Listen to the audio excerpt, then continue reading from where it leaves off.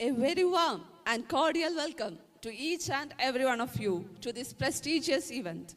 The International Seminar on AI and Media, Opportunities and Ethical Challenges, organized by the Department of Communication and Media Studies, Marian College, Kuttikkanam Autonomous, in association with Lincoln University College, Marian Research Center. We are thrilled to have such distinguished guests, esteemed faculty, scholars, and students joining us for this insightful discourse. Artificial intelligence has been a game changer in various domains, including media, revolutionizing journalism, content creation, and audience engagement. However, with great power comes great responsibility. And today, we delve into the ethical dimensions and opportunities that AI presents in the media landscape. This seminar brings together thought leaders and experts from across the globe to share their knowledge and insights. We have an exciting lineup of discussions, expert talks, and interactive sessions ahead. To commence this momentous occasion, let us first begin with our inaugural ceremony. Let us start this solemn occasion by seeking the divine blessings of the Almighty. I invite Mr. Joel Jacob Philippos to lead us in prayer with a soulful prayer song.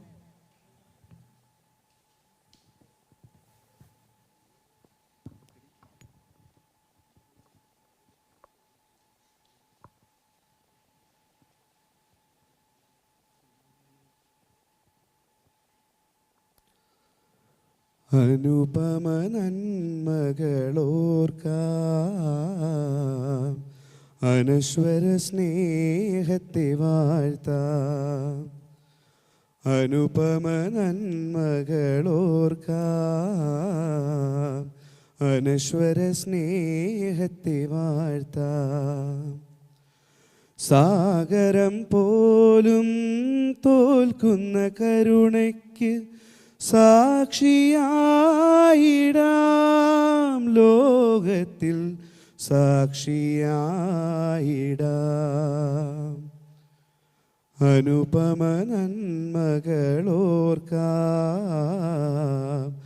അനശ്വര സ്നേഹത്തെ വാഴ്ത്താം നിന്റെ നാമം വാഴ്ത്തുവാനായി ഒരു പുല്ലാങ്കുഴലാകാം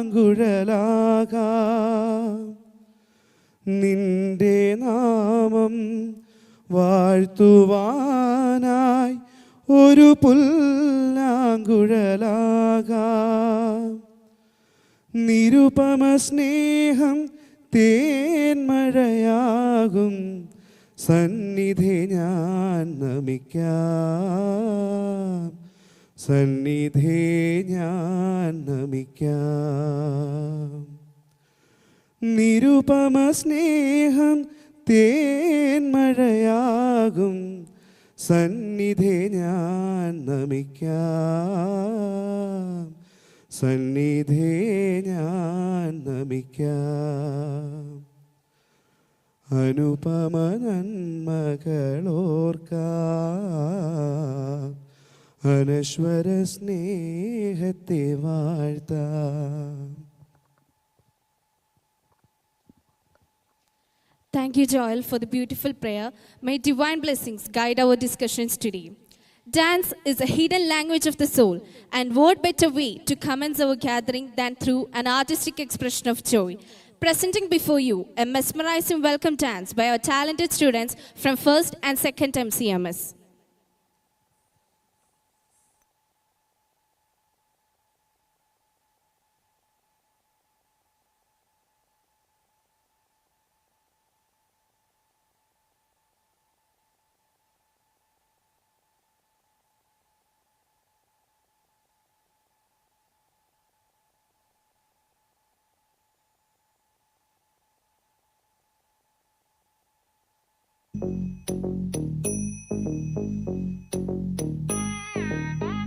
Ta jum num ta rum ta dhalam kutak tak da da gida gida gida gida jum tak jum ta takita ta da ta jum gida jum ta tanum ta rum ta takita ta da gida gida gida gida tarita ta dhanata ta runata ta dim tata dajum tatanam tatarum tagadim takirdiga angirdi tata tari tata tadana tari tata tari tata tarigirdiga tari tata dana tata jum tari tadana tadangirdiga tarigirdiga ta tarigirdiga ta jum dim tata jum nam dakka jum ta dim tum nam tata tangirdiga tarigirdiga ta di tadana tata dana tata tarigirdiga dana tata dana tata dim tari tata dana tata tadi tadana tadana tadi tangirdiga tarigirdiga ta tadim tarigirdiga ta tadim tarigirdiga ta tadim tarigirdiga ta tadim tarigirdiga ta jum tarigirdiga ta tangirdiga tarigirdiga dingirdiga tarigirdiga dongirdiga tarigirdiga ta.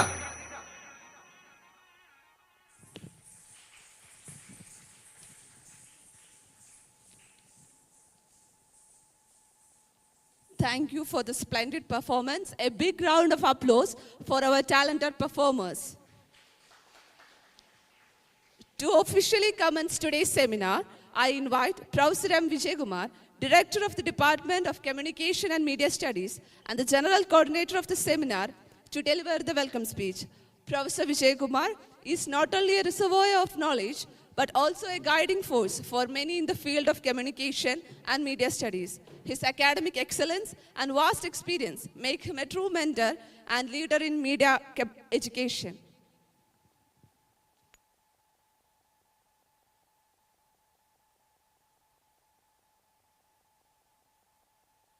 Okay. Professor Dr. Sunil Job, my colleagues in the department, the administrative staff, my dear MCMS students, and dear participants of the seminar. We are really honored with the presence of the stalwarts in science, technology, and media converging into a media platform to discuss opportunities and ethical challenges of harnessing AI for media production.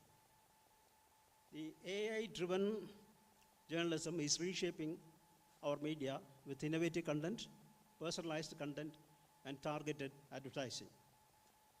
It also brings into focus ethical dilemmas, including bias in algorithms, privacy concerns, and transparency-related issues. The meeting, I hope, would provide insights into the future landscape of the digital media. Let me first welcome our respected and beloved principal, Professor Dr. Ajimon George, who is presiding over this inaugural meeting. Professor Ajimon George is a visionary academician who facilitates qualitative changes in knowledge acquisition and its creative application for the development of the society. His erudite vision for the future and his administrative leadership are laudable. Recently, he has been selected as a member of the syndicate of the MG University. That itself is an indication of the meritorious leadership qualities that Professor Ajimon George has. Sir, we wholeheartedly welcome you to this meeting.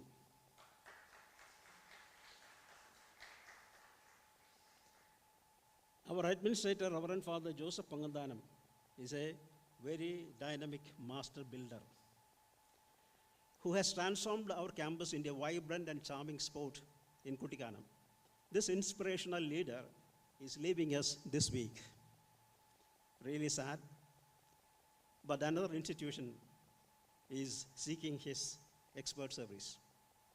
A warm welcome to you, my dear Father Joseph Pangandan.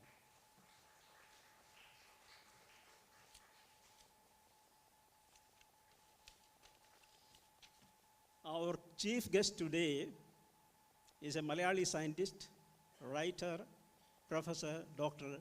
Ediran Kadiravan, who has strong roots in Kerala's cultural milieu, though he lives in US for the past 40 years. Professor Ediravan is a senior scientist at the Department of Biology and Woburn Community College, USA.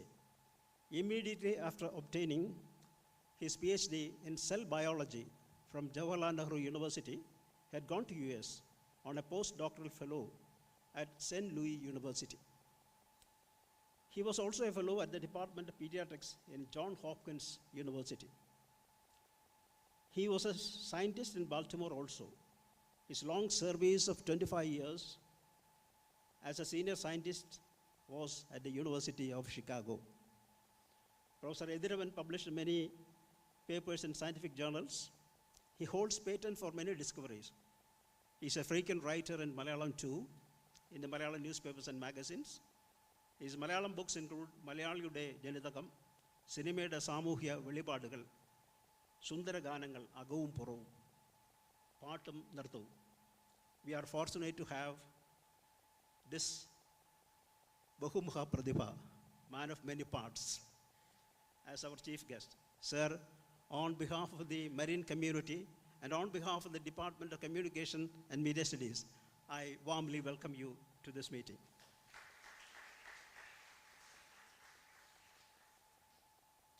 Marian College has established an international research center in collaboration with the Lincoln University College, Malaysia. The Deputy Dean of this PG program in Lincoln University, Professor Dr. Manuel Selvaraj Bexi, is now watching us from her campus in Kuala Lumpur. She is an expert in mass media, particularly in research and information technology.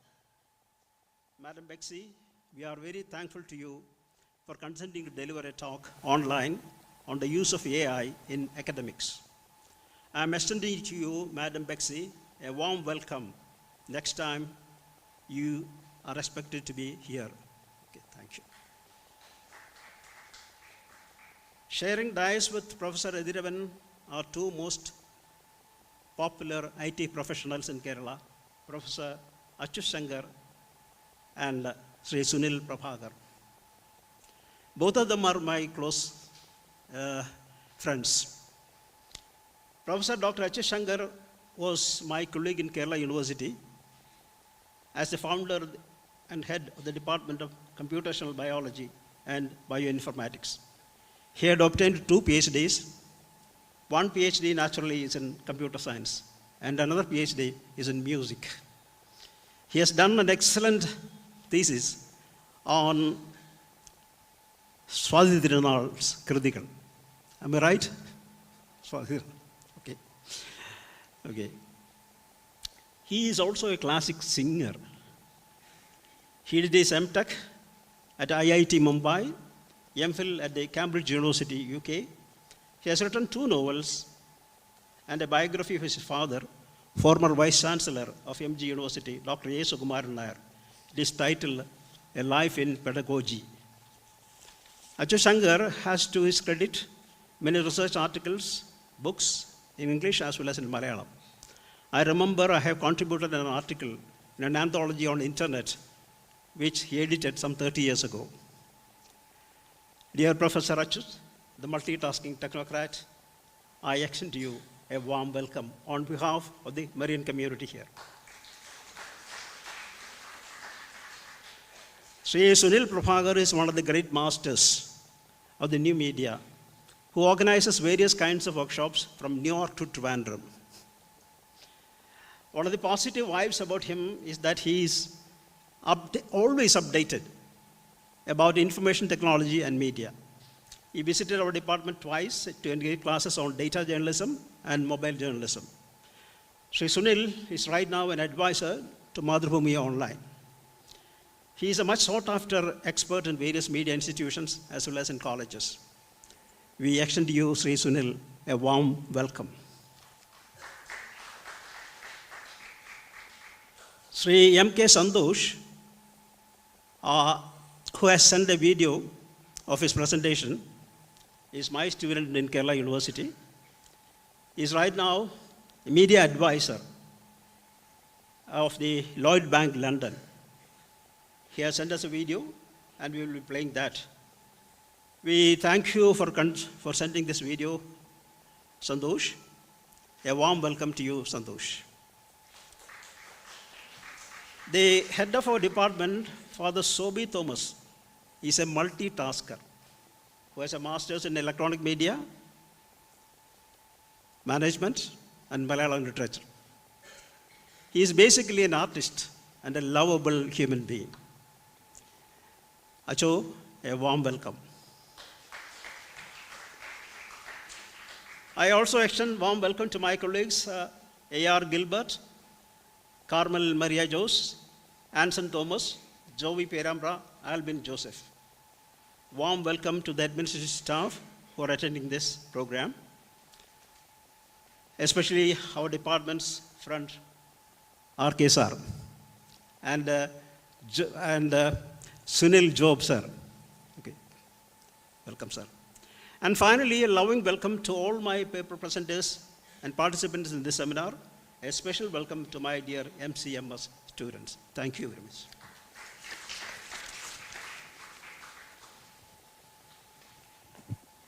Thank you, sir, and warm welcome to all.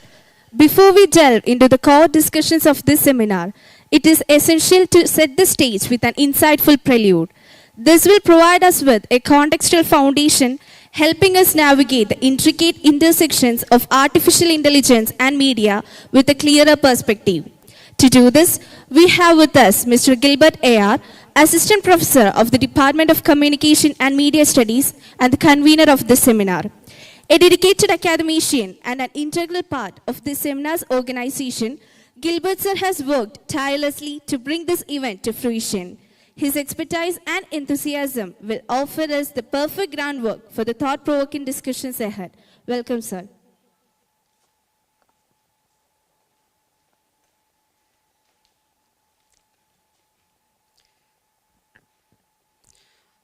Honorable dignitaries, esteemed guests, respected faculty members, dear students and all participants.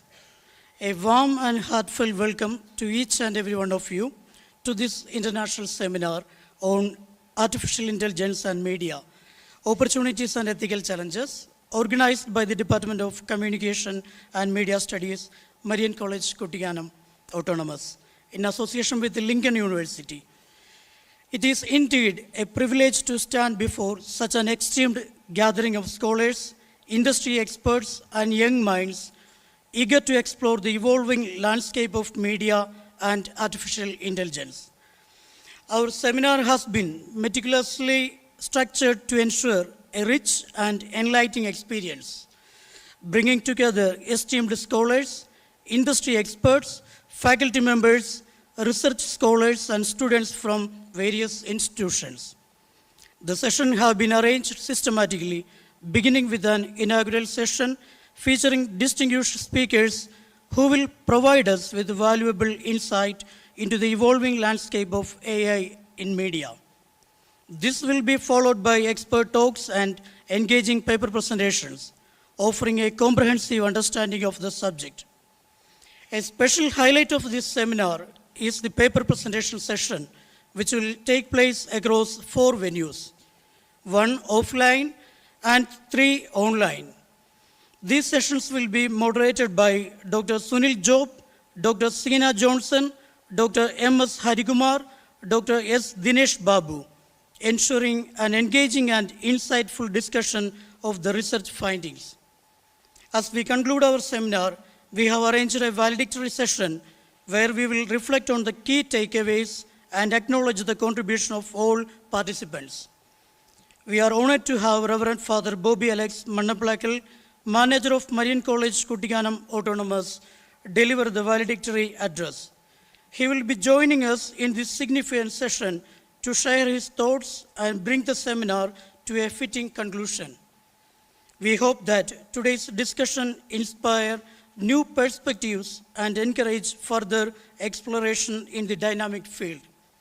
Thank you for being part of this academic journey. Thank you all.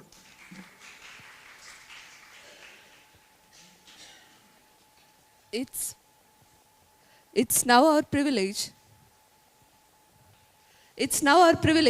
to invite our esteemed principal, Professor Dr. Ajimon George, to deliver the presidential address.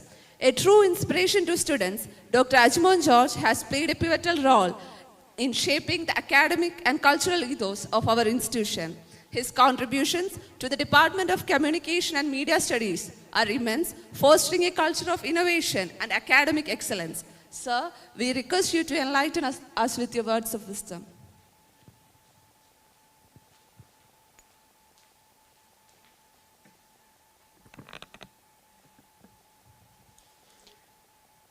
Distinguished guests and scholars, honored speakers, esteemed delegates, and my dear students. I'm really happy that an international seminar is being organized by the Department of Communication and Media Studies. Unlike the seminars which has been organized in the past, the speciality of this seminar is there is a long lineup of honored speakers, distinguished scholars participating in this international seminar. And that makes this seminar unique and different. And the richness of this seminar is the long lineup of distinguished speakers.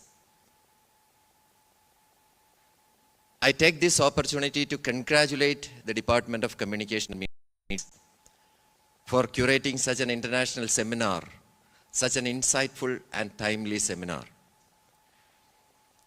So we have a lot of participations, and I'm very happy to note that 30 paper presentations or more are going to take place today in different venues.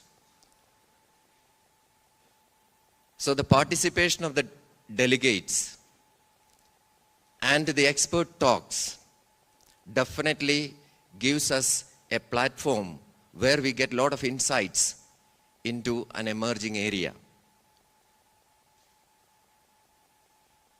And when such a kind of a seminar takes place, there is not much relevance for presidential address. And the seminar started very late, and Professor Vijay Kumar apologized for that. So I'll definitely help you. 7 minutes have been allotted to me, and I will take only 2 minutes, so that 5 minutes I can save for you. So wish you all the best, and actively participate in this seminar. What I would like to tell my dear students is that this is a rare opportunity you get. So make use of this opportunity. Ask a lot of questions. Attend the seminar with a questioning mind. And whatever comes to your mind as questions, feel free to ask to the experts, so that definitely you will get a lot of insights. That's the way you make use of this kind of a seminar. And the purpose of organizing this kind of seminar is to have connections internationally and to listen to those experts who have international experience. So make use of this opportunity. Congratulations once again. And I look forward to have more international seminars of this kind in the future from the Department of Communication and Media Studies. You can definitely conduct a lot of international seminars, and definitely you can make your presence felt in the campus, being a Department of Communication and Media Studies. And I wish to see your active presence in the campus, faculty members, students, and let us make this campus more vibrant and more rich with innovative thinking and thoughts. Thank you. As a token of our love and appreciation, we would now like to present a memento to our principal. I invite our respected head of the department, Father Sobi Thomas, to kindly hand over the memento to our principal.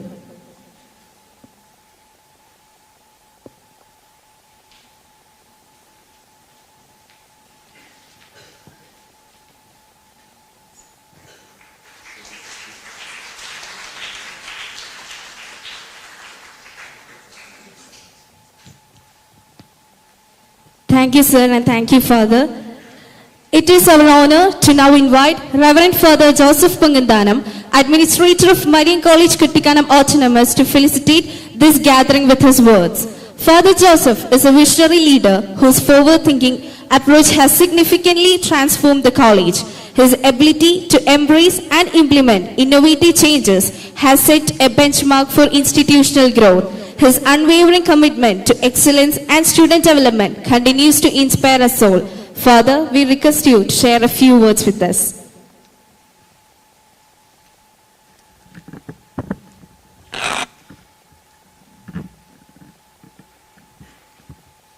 Good morning, distinguished guests, faculty members, my dear students.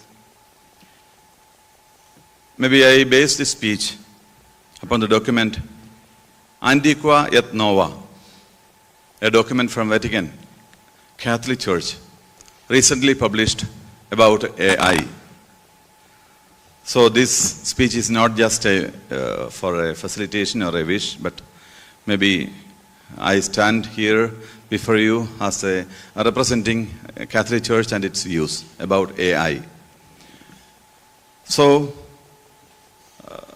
this document, grounded in the wisdom of the Church, explores the ethical and moral implications of AI and its role in shaping society, particularly in the realm of truth, media, and human dignity. What is this old and new? We have only just one choice. Either to be ancient without AI, or to be with AI. So we are on a crossroad. We cannot but choose. My dear students, you are fortunate now at this stage to choose. So we are free to choose, so choose it. Or be always old. Maybe as we stand at the crossroads of technology and ethics, where artificial intelligence is reshaping our world, especially in the media. AI has the power, maybe two positive things, to generate and distribute information at an unprecedented speed, producing content that is often indistinguishable from human work. But I lift the thing. But as we marvel at these advancements, we must also ask, does AI promote truth? Does it uphold objectivity and morality? Or does it risk distorting reality for the sake of efficiency and engagement? The Church reminds us that intelligence is a gift from God, meant to be used responsibly in service of the common good. Yet, AI, though remarkable, lacks true intelligence, morality, and conscience. It does not seek truth. It only processes data. Again, I tell you, AI processes data. It is not seeking truth. And here lies the danger.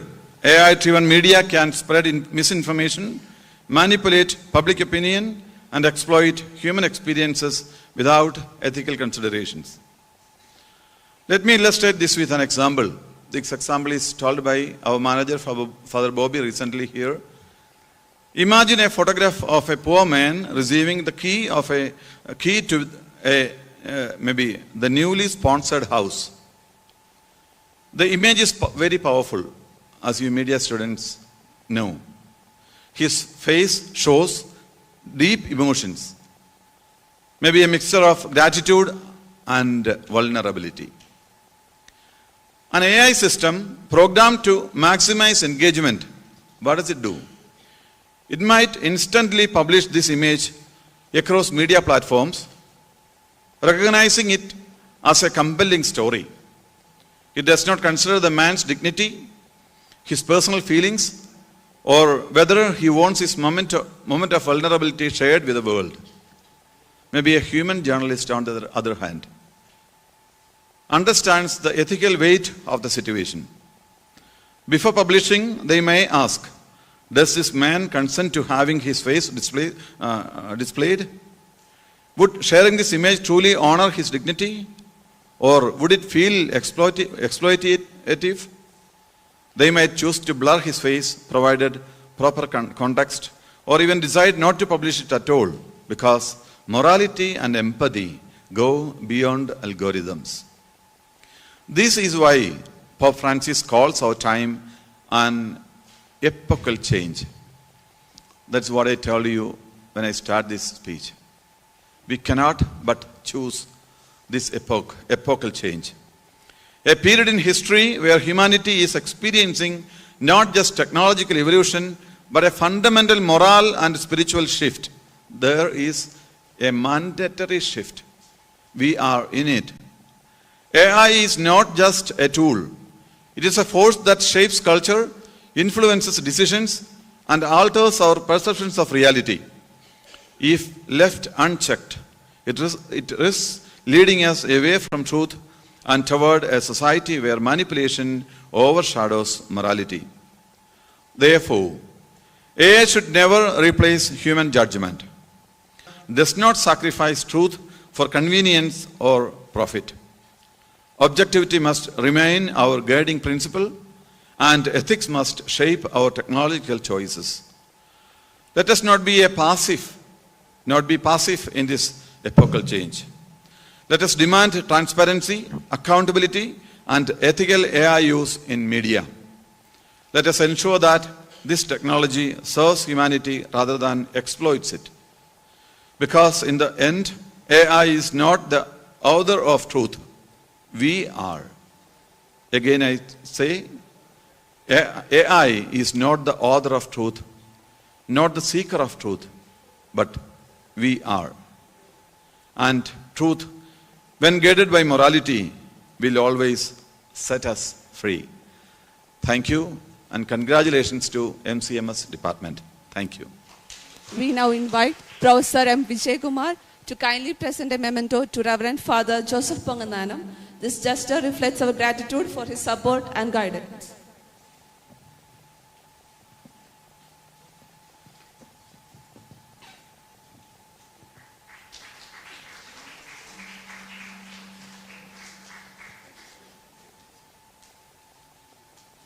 Thank you, Father, for your invaluable words and encouragement. Your vision and leadership continue to guide us toward greater achievements. Light symbolizes knowledge, wisdom, and positivity. To mark the formal inauguration of this seminar, we now proceed with the traditional lamp lighting ceremony. May I invite our esteemed dignitaries to the stage. Professor Dr. Ediran Kadiravan, Mr. Sunil Prabakar, Professor Dr. Achyut Shankar S. Nair, Reverend Father Joseph Pongananam, Professor Dr. Ajimon George, Professor M. Vijaykumar, Father Sobi Thomas, Mr. Gilbert A.R., Student Coordinators Christy C. and Aksana Shibu.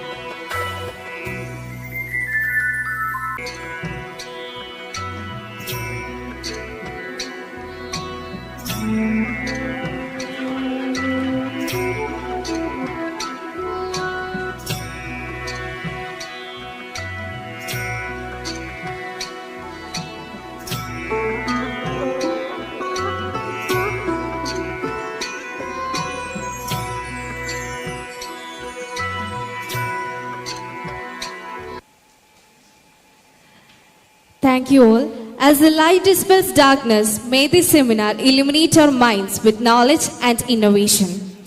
It is now time for the most awaited moment, the inaugural address. We are deeply honored to welcome a distinguished personality, Professor Dr. Ediran Kadiravan, to deliver the inaugural address. Dr. Ediran Kadiravan is a senior scientist and writer specializing in popular science, film, music, and socio-political issues. He has made significant contributions to the field of science, having written numerous books and articles and holding patents for his groundbreaking discoveries. Currently serving as a senior scientist at the Department of Biology, Waubonsee Community College, United States of America, Dr. Ediran Kadiravan has had an illustrious academic and research career. Apart from his scientific endeavors, Dr. Kadiravan is also a prolific writer in Malayalam publications, where he explores topics related to popular science, socio-political issues, film studies, music and dance. With immense respect and anticipation, let us extend a warm welcome to Professor Dr. Ediran Kadiravan as he takes the stage to enlighten us with his words.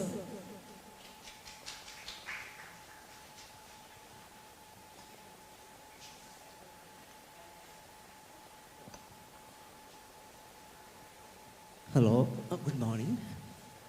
It's a rare opportunity to be here, and I'm wonderstruck by the ambience of this esteemed institution. This is the first time I'm here. What a heavenly abode.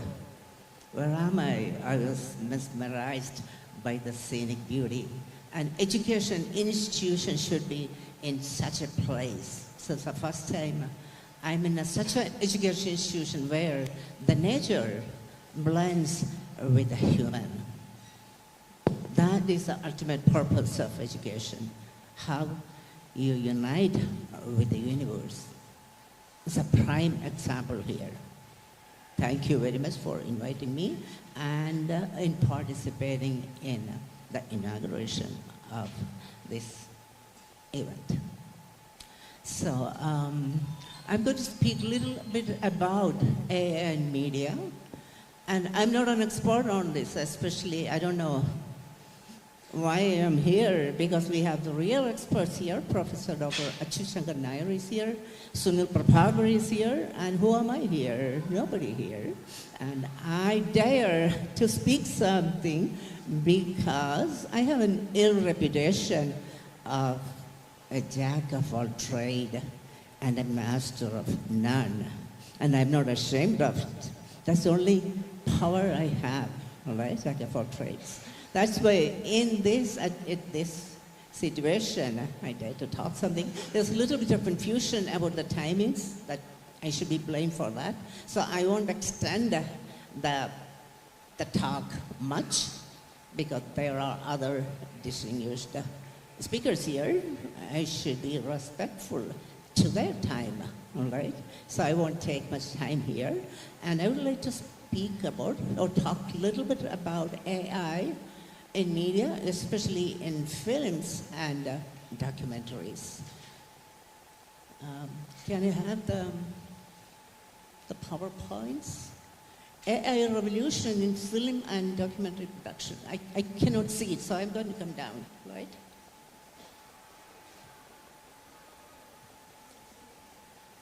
And ultimately, I'm a teacher. I normally interact with the students. You know, I have a one-on-one relationship with the students all day. That's why it's easy. For me, it is easy because I can see you really well, all right?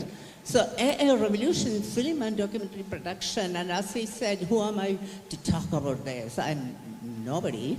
But I will speak whatever I know. This is mainly done by the contribution to this PowerPoint is mainly done by my daughter, who is a much better or a real expert on this, because my younger daughter is working for a famous Hollywood movie editing company, and many of the famous Hollywood movies you would have seen have gone through her hands. She's not an editor, but she does a lot of work there on logistics, movie budgeting, editing budgeting, and all such kind of aspects. And she goes through many of the AI part of it. And she had been part of many of the documentaries. She had been part of many of advertisements, and many of the, as I said, many of the Hollywood movies. So I had taken so much information from her knowledge behind this. So that's how I work. That's how I perform. I kind of, is it okay? Can you, is there an echo? Can you hear me well? Hello? Is it okay? Is there an echo here? No, it's fine? All right. Thank you. And so, more than my talk, it's her talk, all right? Because she knows much more than this, and not even that. This is not part of our life, all right? AI, we are old people. Usage of computer was not our lifestyle. It came to us very recently. Compared to my age, I would say it came to me very recently. So we have to learn it. It's not like, it's part of your life. That's not the case with us. We had to learn. We didn't even know how to handle a computer mouse. Somebody had to teach us. That is where we come from. Right, I come from, okay? All the others here are, all of you here are much younger than me, so I can deliberately say that. Anyway, so as I said, I will not show all the slides, I will show only part of it.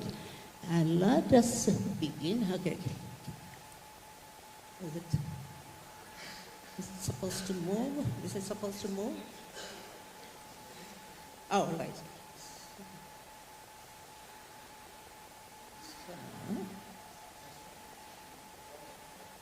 All right. So this question comes sometimes. Should AI be used in media production? Will it affect creativity?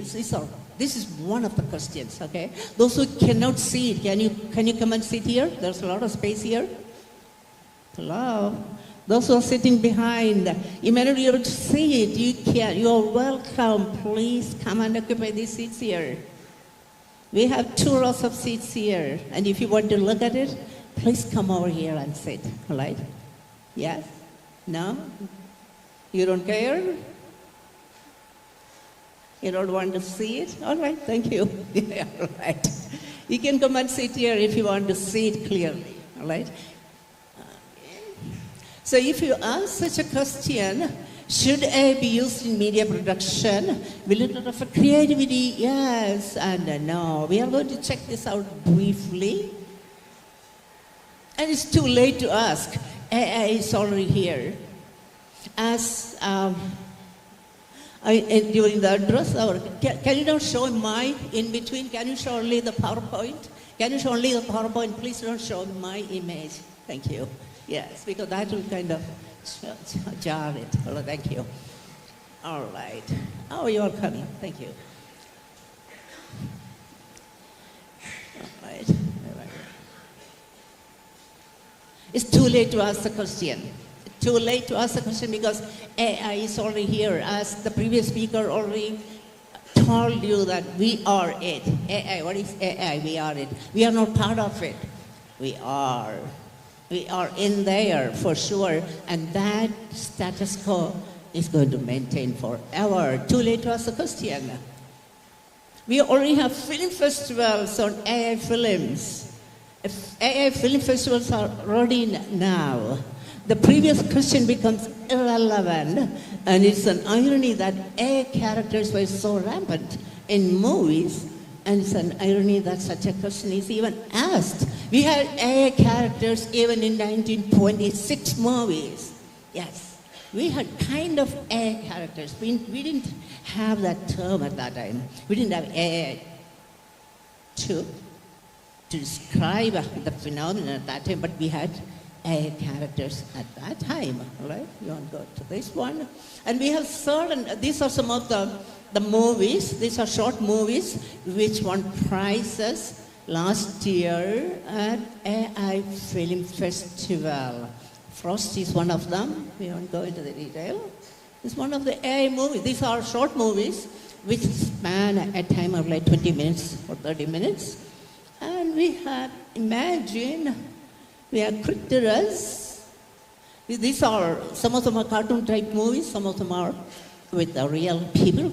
When I say real people, I say unreal people because they are created by AI. So there are no real people here, right? Yes, so these all are the award-winning movies which took part in the house in that festival. They use ChatGPT. You all know ChatGPT, don't you? Hello? ChatGPT is so common, yes? Thank you. They use ChatGPT to write the narration script and AI voice to narrate and AI-generated imagery throughout the film. That is the key idea here, all right? And generation is another one. This got the Grand Prix prize, this one. And the question is normally less what it is, but instead of asking being what of a piece of content, AI will become the how of it. So we don't ask the question, what is it? We just ask, how is it? Yeah? So what is happening here?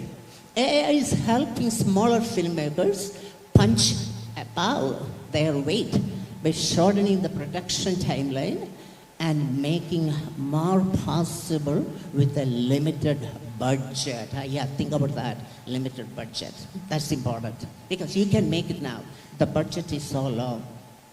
Many can make movies now easily because the budget has completely shifted its relevance, right?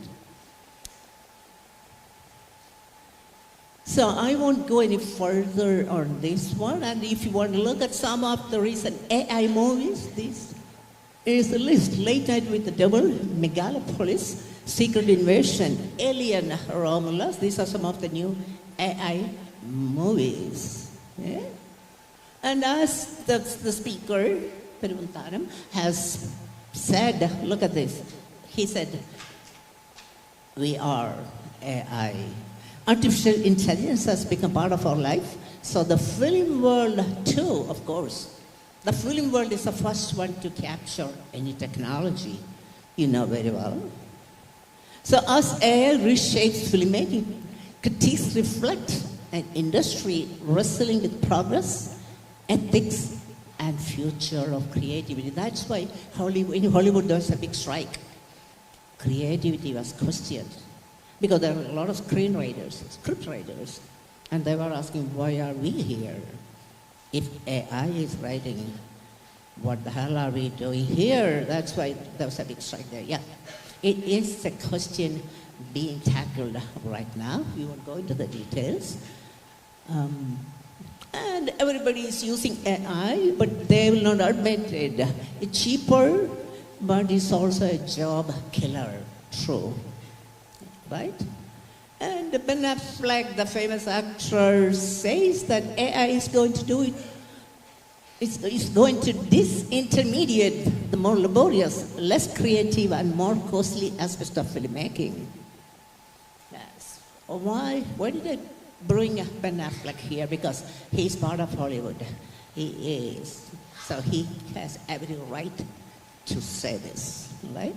So these are some of the Oscar-nominated films which used AI.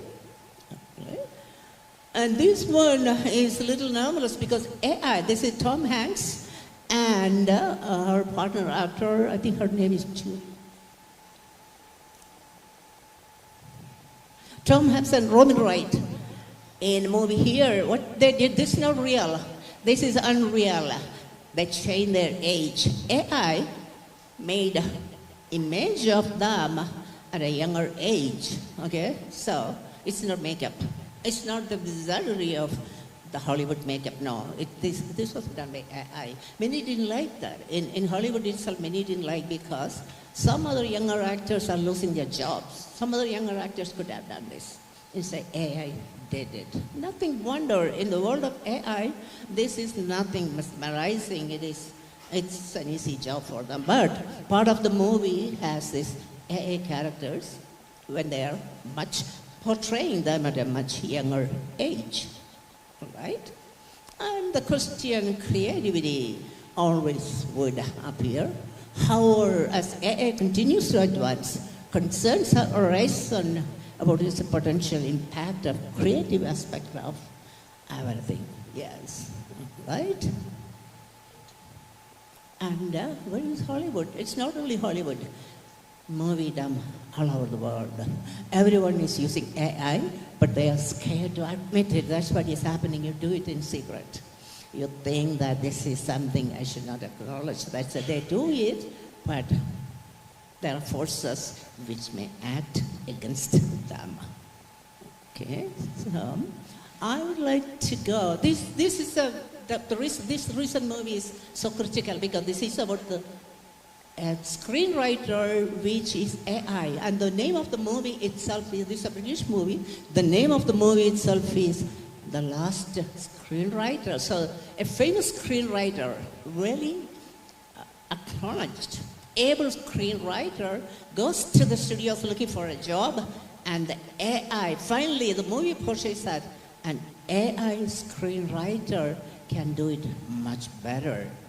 Many didn't like the movie because the movie ends pointing out that an AI screenwriter is much better than a real one. Many didn't like that. So here, the question about creativity has some kind of answer, as Hollywood or the British filmmakers think.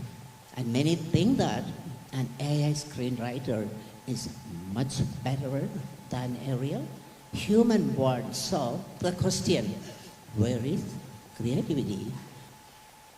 And this is an answer to it. You need not believe it, but that is how innovation, that's how imagination is taking us.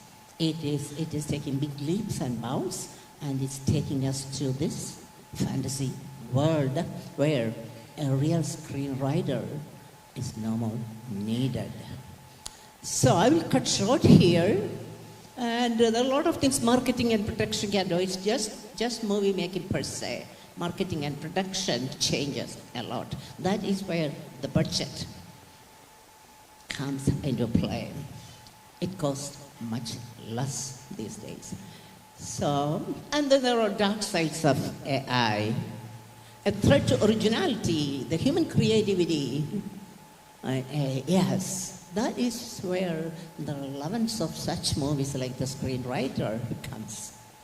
Where is creativity? What about human mind? What about human consciousness? What about our brain? Is it not good? Well, no, it is not. As the former speaker said, we are it. It's a creation of our mind. It's creation of our brain. It's us. It's not an external force. We made it. We created it. So it's part of us. That is a good definition. Right? Right? So now I may skip. All right? Okay, I may go to documentary production. Excuse me, which may be much more relevant because I know that some of you are making documentaries, some of you have made it. I'm sure this place is famous for that, documentary production. And AI has taken over in most of it, right? Transcriptions need interviews transcribed. You interview a person and you have like a 40-minute, 50-minute interview with him. How do you make a small documentary? How do you include that in the documentary? Because your documentary itself is only 30 minutes. And how can you include this interview? Oh, you will get good expert transcriber, that is AI. AI has got your back, transforming hours of audio into searchable text. The AI will search the text and will pick up the relevant parts. Finding that one perfect soundbite just got a whole lot easier. Yes, your life is much easier. Automated mixing, you don't worry about the mixing. It takes like days to get everything mixed properly. And with AI-powered mixing, you can fine-tune the balance of your music, dialogue, and sound effects with ease. So I'm sure some of you will be using this soon because this is cheap. You can easily access it, right? Automated mixing. And we are digging into the archive, searching through mountains of old footage. Earlier, when we had the rotating film, you have a good model of an old film projection camera at the media center. It's a huge one. And when we had the virtual real films, we had to go through the films, thousands of feet of films. And now, AI will do that in in a bomb, and the AI will correctly pinpoint and give you the part. Digging through into the archives, searching through mountains of old footage for the right clip can be a nightmare, not anymore. And a documentary researcher might use ChatGPT to summarize the area of interest. Editors might use AI-enabled transcription and translation tools to guide quick edits, lengthy interview footage, as I said earlier. And we have an example of this famous documentary on Andy Warhol. All right, they use deepfake. Hey, the name may suggest something ominous, which is not good. Deepfake. No, you have to stay away from deepfake. No, you use deepfake. We need deepfake. We need this world of fakes. Yes. When you use AI, you can say, hey, I'm a fake. I'm not real. I use AI. Deepfake. Who is Andy Warhol? Those who do not know who Andy Warhol is, it's an American visual artist, film director and producer, a leading figure on the pop art movement. Warhol is considered one of the most important artists of the second half of the 20th century, Andy Warhol, and he's famous for these kind of images. An image being repeated many times. This is one of his very famous artwork. We don't call it a painting, we don't call it by any other name, we just say it's an Andy Warhol artwork. This is only part of the picture. He had many more of the Campbell soup cans, and he had used Marilyn Monroe, repeated images of Marilyn Monroe. That is Andy Warhol. So what is so unique with this documentary? The makers were celebrated for narrating the 4-hour-long series and telling with a deep fake voice. We don't have Andy Warhol to come and do the commentary on your documentary, but we can do that. Use deep fake. You can get Andy Warhol's voice from somewhere. When you search internet, you can find that and use that voice. So you're making a documentary on Andy Warhol, and he is speaking for you. Impressive. 100% abiding to originality. Yes. So that's why they said, many believe that this is one of the best documentaries because Andy Warhol himself is doing the commentary for the script. Think of that. The script was made by you, or with the help of AI, you made the script, and Andy Warhol himself is speaking it out. All right? And you can use generative AI, and I need not explain what it is, and I'm nobody to explain it because among the computer experts here, I'm nobody to say anything about generative AI. That would be a mistake if I said anything. But it's used for creating, to make photos of persons whose pictures are not available. Yeah, generative AI would give you pictures for your documentary. Okay.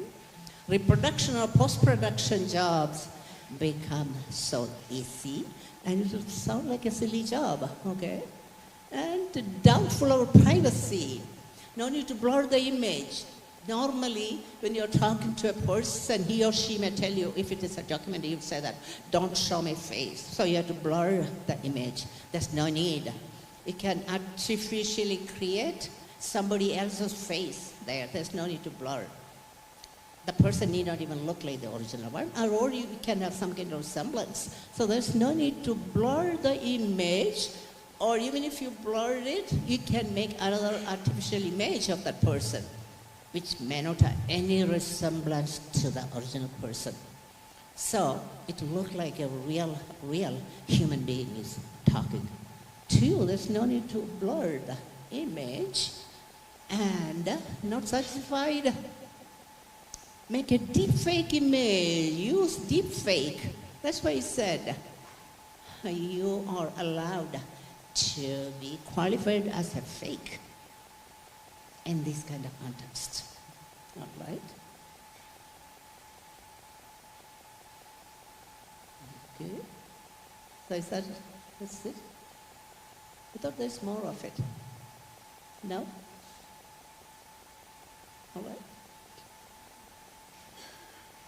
Oh, yes. Okay. Okay. I thought it was all right.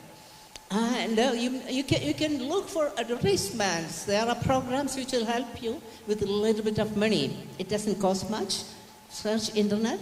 This kind of advertisements will come, which will help you make your documentary. All right, like this one. There's another internet ad. Go there and click on it, and it will help you script to video creation. Yeah, you have a script. You don't have a video, and here comes the easy part. You don't even need a camera. You don't need to own a camera or anything. The program will make it. Yes.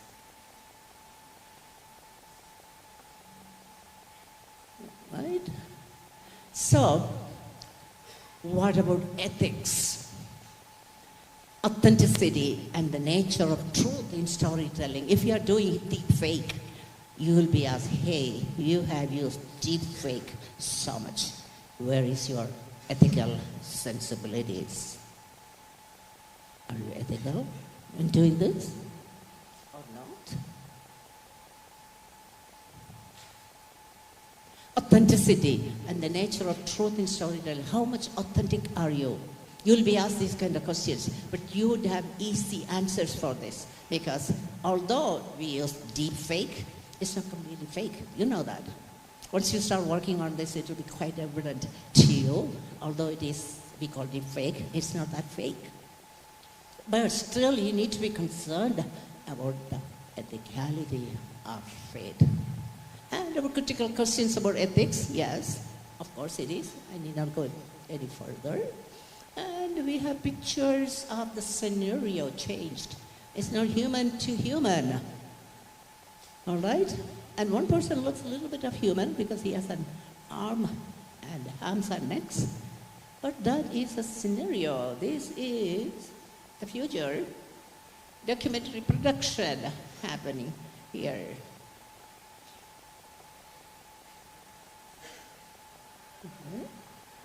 There's not anything legislating. There's no legislations yet in any of the governments in this section.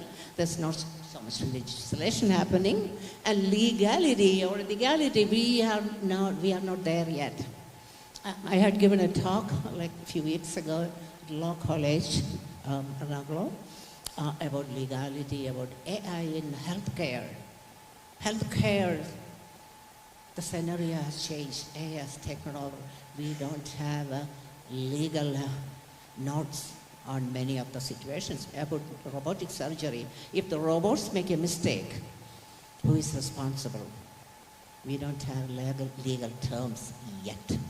So this is an issue here too. If you make a movie or if you make documentary, who is going to tell you or who is going to tell the viewer about the question of truth?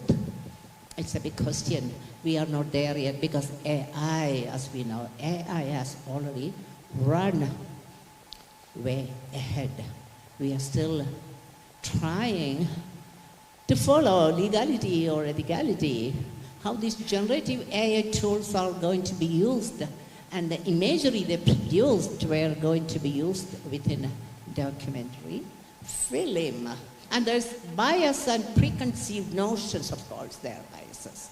Because you are making it, all your biased ideas will be there. So who's going to take care of this? These are critical questions we need to answer. As I said, we are not there yet.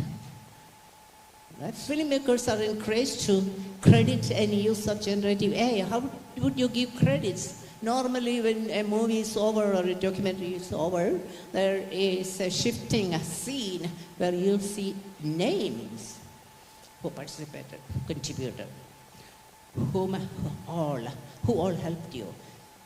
But how do you give credit to AI? Well, these are the questions to be asked. You need to make sure that you'll still be insured by your errors. If you make errors, who is responsible? Okay. So, and then there are pitfalls also. In this movie, they had Anthony Bourdain. Anthony Bourdain has gone all over the world, and he has made documentaries. And there's a documentary about him. He's a food critic, food explainer. He was in Kerala and he went through Alleppey areas. And if you check him out on YouTube, there are scenes where he was in Alappuzha area checking out fish curries, famous in that sense. They made a documentary where there's like a mistakes there without disclosure. They used this, they created his sound without asking his family. And the audience, official consent from the family, they didn't get it. So those who made the documentary, they are in big trouble now, Roadrunner. And this one, what Jennifer did, Jennifer was a murderer, just like our Kodatai case. You know, Jolie, I think her name is Jolie, who murdered many of her family members. And there was a Netflix series also on that. Anyway, this documentary also made deep fake images of her, which was laughably ridiculous, and who will be responsible for that without disclosure, again without the consent of her family. All right? Now we know it's a result of AI and use of AI, and there are positive sides. There are some documentaries which have been really well made. Is one. Is a very famous musician, and the documentary has been made really well without leaving any kind of questions. All right, and we have another one, Andy Warhol, we already have it. And I think that's it. I'm sorry it took a little more time allowed for me. And I think after this session, maybe after all the talks are over, if you want to ask some questions, please ask questions. Thank you.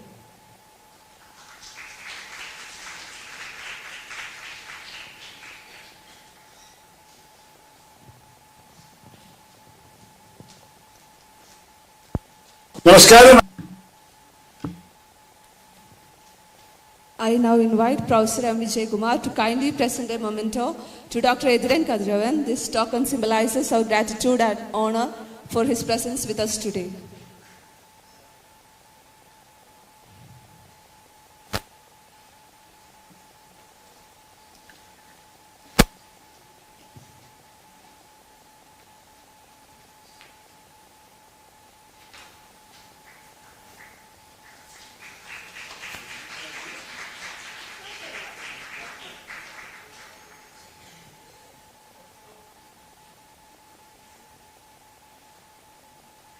Namaskar. Thank you, Professor Dr. Ediran Kadiravan, for your thought-provoking words and for officially inaugurating this event. Your insights have set the perfect tone for the discussions ahead. We are honored to have with us, albeit virtually, Dr. Shashi Tharoor, Honorable Member of Parliament, author and scholar, who has shared a recorded message for this esteemed gathering. Let us now watch the recorded felicitation message from Dr. Shashi Tharoor. Over to the screen.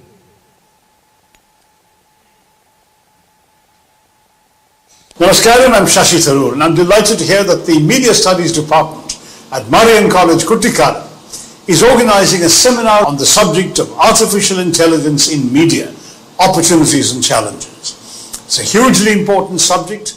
We've already been hearing about how journalists are losing their jobs because AI programs are writing reports of meetings and events. There are other challenges when it comes to aggregation from news sources, issues of plagiarism, and other challenges that arise when AI gets into media. These and other aspects will feature surely in the discussions. I wish all participants an excellent seminar in February at Kuttikkanam. All the best. Jai Hind. Namaskar.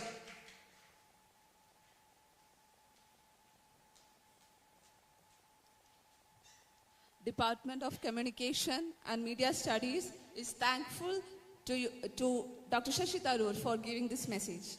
Now, one of our esteemed guests is joining us online. I invite everyone to direct their attention on the screen.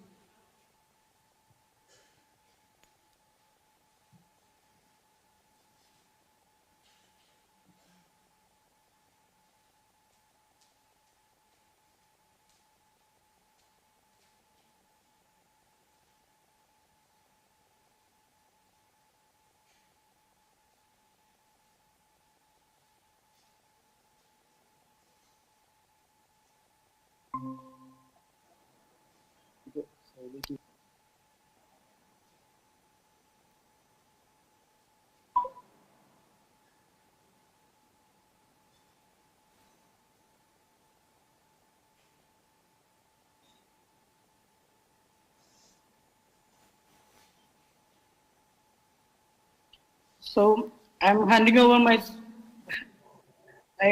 over to my student. She will give an introduction about you. Okay. Thanks, Doctor.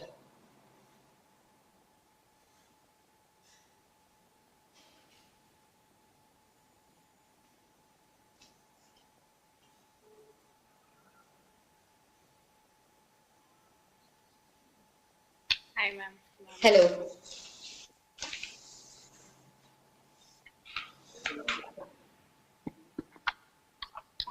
It is now time to gain insights from a distinguished expert in the field.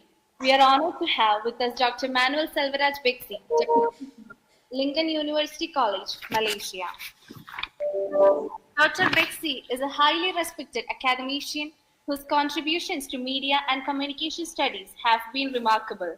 Her expertise and research in this domain make her a valuable voice in today's discourse. Joining us online, Dr. Bexi will share her insights on AI and media. Let us now turn our attention to the screen as we welcome her for the expert talk. Thank you so much.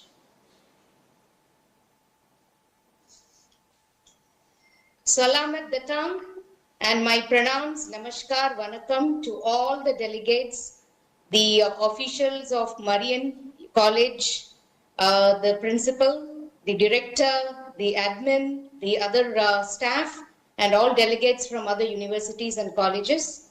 A very good morning to one and all present here, and thanks for inviting me and roping me in for this seminar. I'm really happy that I will be able to share a few personal experiences that I had with using AI recently in China. So I had a very short but engaged sessions in using artificial intelligence in Zhoushan University in China, which is in the Zhejiang province. And my experience there, I was really astonished by the fact that they are looking AI in a very different perspective, unlike India or unlike in US. And more so, I became a high admirer of their technology and their conviction towards how they use AI. So what they feel AI is not artificial intelligence to them, but it's just information in abundance. So they see that there is more data, they're drowning in more data, but no answers. So they define AI as not an answering tool, but it is just an aiding tool to push their creative boundaries. So when I had been there, when I saw some of the AI which they have used for their media production, so they use a different kind of a tool called B-Link.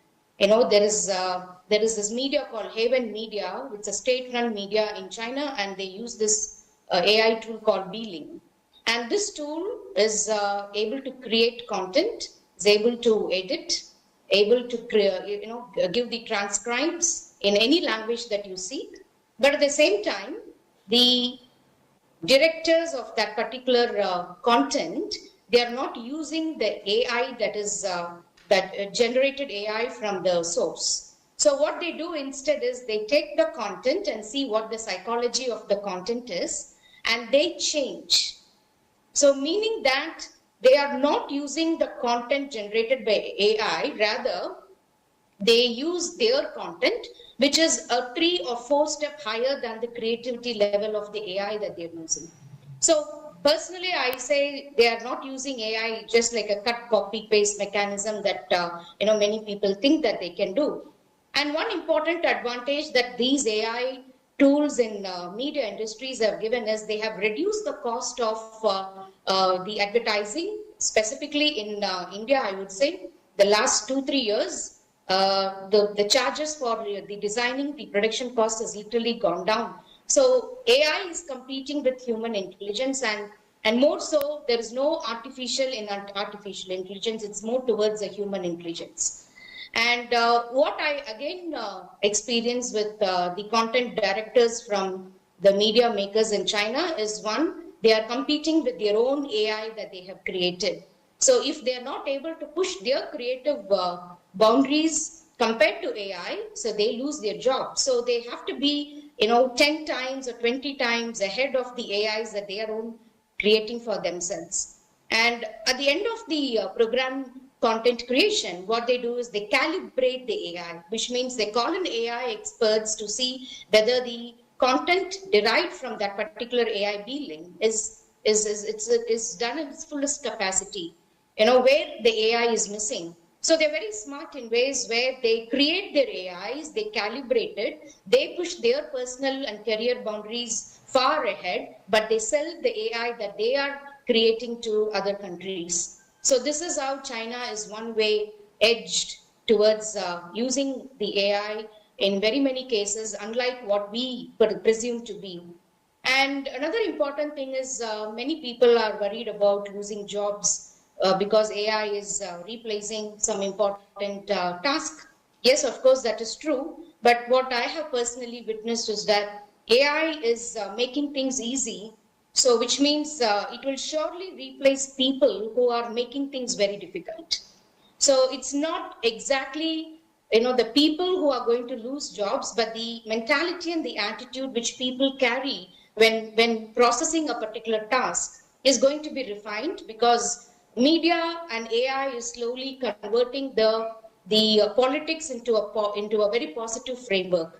So again, as I say, many countries are now using their media AIs into religious based, as in Malaysia is using AI to be pro-Islamic. Chinese is using their AI to be pro-socialist and pro-capitalistic in terms of their business and in terms of their trade. And they are adapting it more towards like their own editorials. So it's not that the AI is some separate entity that can allow discrepancies and misinformation to creep in. Rather, it is just an extended form of their advertorials and their editorial policy, which they already have in place. And coming to speak of the ethics and privacy, I think I lost the idea about that my life is completely private in any ways, because the minute we buy a mobile phone and we have a SIM and basic information stored in it with our local identity address, no more there is privacy in our public as well as in our private lives. So I think this is one important question or something that we need to ponder. Are our lives really private enough to call it complete privacy? So that's again questionable and more debatable. And when it again comes to ethics, I think ethics is just not related to AI, because ethics is completely a value-oriented, holistic approach of anyone's normalcy in life. So AI is, it's just another tool. So where it has to do its operations with full, I would call it as a procedural fairness, because there was a recent research done from Netherlands, and they found that media, which is typically having its own content for 3 separate classifications. One is for the white, the people of white, one of color, people of color, and one the Asian community. So right now, the information is completely curated for these 3 kinds of ethnicities. So the white people always get to read, get to listen, or get to see more information on innovation, on entrepreneurship, and on investments. Whereas the black people have access to more information on human rights, labor laws, and on middle level investments and savings. Whereas now, if you talk about the Asians are given more choice of information on culture, on family values, and also on savings and fashion and lifestyle. So just imagine if AI is able to curate these information customized for people of ethnicities. That is when you talk about AI using its procedural fairness and how it needs to be presented to people.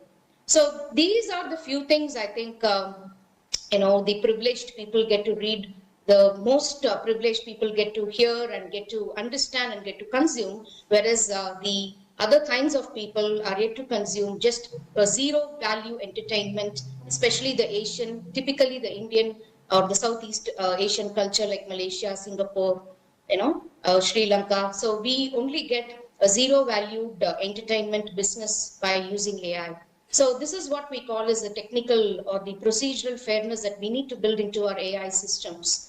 So this is what I got to share with you regarding the use of AI, the basic fundamental advantages. But at the same time, there are a lot of things to talk about when it comes to the accountability and the credentials of using how we are using AI to our common people. And most interesting factor is, even though the AI is used for the elite or used for the black or used for Asians, it's so interesting to see that the Asian people are believing in building this kind of AI for the other ethnicities to use. So these are questions, I think, which we need to think in the far ahead future, but we are still not yet to talk about more on ethics because we haven't reached to use the AI to its full potentiality. So that's what I got to say. And thanks so much for inviting me here once again to the authorities of Marian College. And Marian College goes a long way back with Lincoln University. We are our academic collaborators. And I also welcome all the participants to one of our conferences which we are having in August, which we call Asia Rising, where Asia is finding its own solutions for Asian problems, de-witching the West. So we are pro-Asians. And the policy of Lincoln University College is also building an Asian colloquium of understanding and philosophy. So thank you so much for having me here once again, and good luck to all of you. Okay, thank you, Dr. Bexi, for your enlightening insights and for sharing your expertise with us today. Your words have provided us with valuable perspectives on the role of AI in media. Thank you once again. Thank you. We are privileged I would like to welcome see if anyone has any questions. Speaker, Professor Dr. Achut Shankar S. Nair, former head, Department of Computational Biology and Bioinformatics, University of Kerala. Dr. Achut Shankar S. Nair is a renowned academician whose extensive research and contributions in the field of computational sciences and AI have been instrumental in shaping modern interdisciplinary studies. Sir, we eagerly look forward for your valuable insights.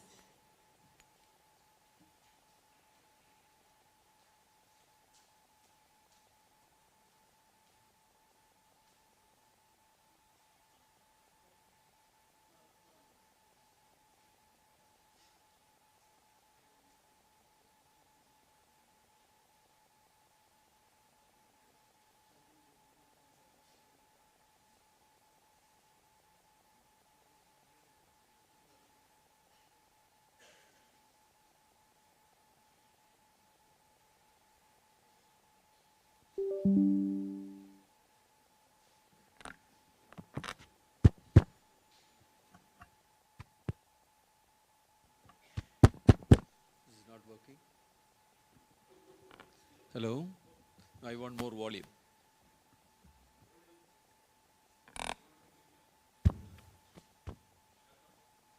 Very good morning to all of you. Can you all hear me? Hear me well? Okay. So, thank you very much for the invitation to this wonderful institution and a well-organized, meaningful conference. The invitation comes from my good old friend, Professor Vijay Kumar. Not the first time. The first time he invited me, I was a very young lecturer, about 30 years ago. And it happened to be my first lecture in a university campus. So I fondly remember that. I have a little bit of time, so I need to pull back my passion and speak as little as I can. A very appropriate, or rather very relevant topic of the current times is being taken up for discussion. I am a person who has observed, studied and taught artificial intelligence for the past, let us say, 35 years. I studied AI during after my post-graduation, when I studied computer speech and language processing at the famous speech laboratory in the University of Cambridge in 1991. But to be frank with you, all that I studied stands irrelevant, because the whole approach of AI has changed in the last 10 years, and a very new way of looking at AI has taken place, which is called machine learning. I would like to preface my comments on media by making some remarks about what AI is now and where it is going. I'm basically a teacher, a person who has inspired me to no end in my teaching career is an educational psychologist by the name Jerome Bruner, who said, among very many profound things, who said, anything can be taught to anyone. Anything can be taught to anyone. In a very rhyming way, I would like to say, anything can be learned by AI. I repeat, AI can learn anything. I am saying this with conviction. If you are able to give it enough data, enough examples, it will learn anything. We are on the threshold of an unprecedented revolution, nothing like what we have seen, including the industrial revolution or the information revolution of the recent times. We are going to see a paradigm shift in job, in life, in the human vision, and the way the human society is being organized. Please don't mistake it as something, after IT comes, here comes AI revolution. No, it's going to be a very, very different influence on the history of human society. If you ask me where does my conviction arise from, even at this point of time, if you look at what it has achieved, many people say, they try to find fault with what ChatGPT is doing, what the image production softwares are doing, and they look at it critically. I would like to tell you, the highest test of intelligence is the height of human creativity, which is fine arts. Now, friends, I want to share with you a small video clip where in a university in US, University of Virginia, if I remember right, a young Indian origin student sits and plays violin. And a violin which is set with an electronic bow, a bow controlled with an electronic facility, which has been trained with artificial intelligence, follows this violinist to a level of perfection that the maestro in Carnatic music would be amazed. And this, for me, is convincing proof that AI can do anything. So I invite you to watch this short video.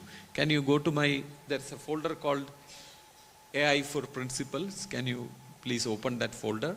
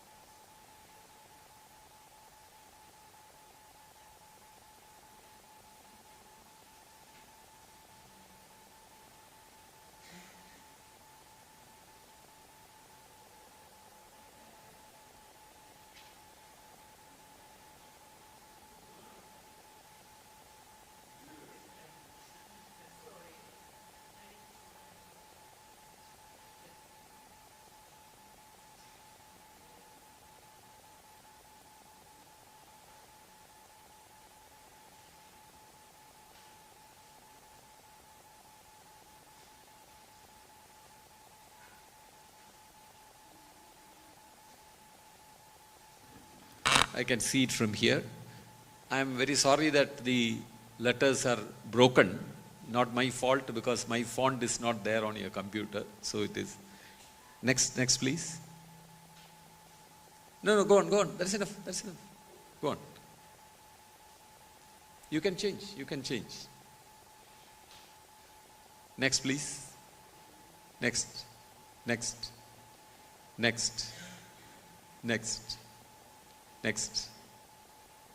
Oh, I just wanted to reintroduce myself. I'm a happy teacher.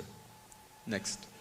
This is where my happiness used to come from, the Department of Bioinformatics at the University of Kerala. Very green and happy place. Next. And this was my classroom where I used to teach machine learning for a long time. Next. This was also my classroom. Next. Okay, go on. Close the presentation and go on to play the video.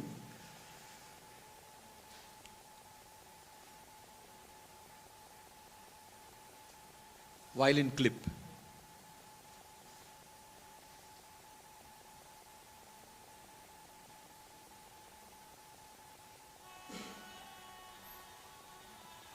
More volume, please.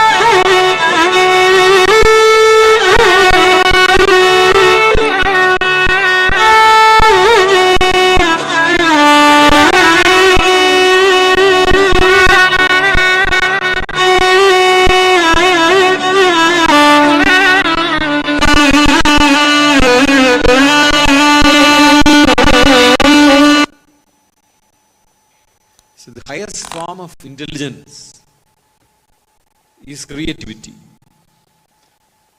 and the highest form of creativity comes in fine arts. And if at this stage, an infant stage of artificial intelligence, if it could play the Raga Shankarabharana with so much of perfection that I would think if the imagery is not shown, you would think that two violinists are having a duet. To that perfection it is able to play. I do not know what is the start. This was an year ago. I am very sure that because AI keeps learning, it would have improved. So please remember that all our discussions about what the role of AI would be are actually, I would say, premature. We are likely to see paradigm shift in everything. If you ask me what is AI, let us take an example of what the face of AI for most of you is ChatGPT. If you ask me what is ChatGPT, I would say ChatGPT is something like taking out the brain of the 800 crores of people in the world. Suppose you take out the brain of each of them out and put it together, press it together into a single brain and deposit it on a machine. That is what ChatGPT is. The brain of all the people who are there in the world. So in their memories, in their thoughts, their abilities, the whole human culture remains. And that, when distilled into parameters of ChatGPT, you find that it is able to replicate, as the young lady who spoke just before me from Malaysia said, AI is us. Very profound statement she made. So that is what is happening. It knows every language, it knows every culture, it has read every piece of literary work. So this is the technology that we are confronting. And let us not for a moment mistake it to be a tool or an upgrade of a computer. No. It is for all practical purpose a semi-human companion to human beings. So the whole notion of what the society is going to change because we are going to have new members of the society. The computers themselves or the machines themselves become members of the society. In fact, you can see signs of all of this in the present time. The robot Sophia, which was given citizenship, is actually a sign of that. The point is that we humans are becoming lesser and lesser pure humans. You know, there is some machine inside many of us, especially when we are aged. You might have a pacemaker, you might have a piece of steel that is screwed into your bones, some technology inside your body, or your tooth which is filled with a very special synthetic material. And now we are talking about embedding chips. Elon Musk is talking about embedding chips in your brain so that your memory is upgraded. And when you have a problem with your memory, it helps. Some people tell that it will cause another situation also. You start thinking about food. Then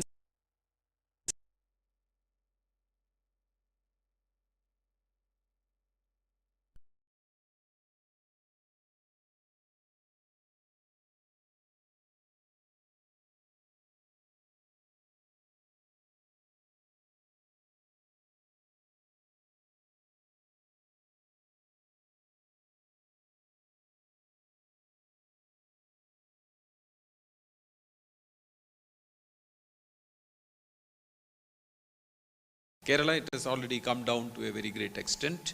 The growth rate is something like less than 2, which means the population is going down. In India also it is starting to happen. So in another 50 years, maybe India would have lesser number of people, but more number of robots.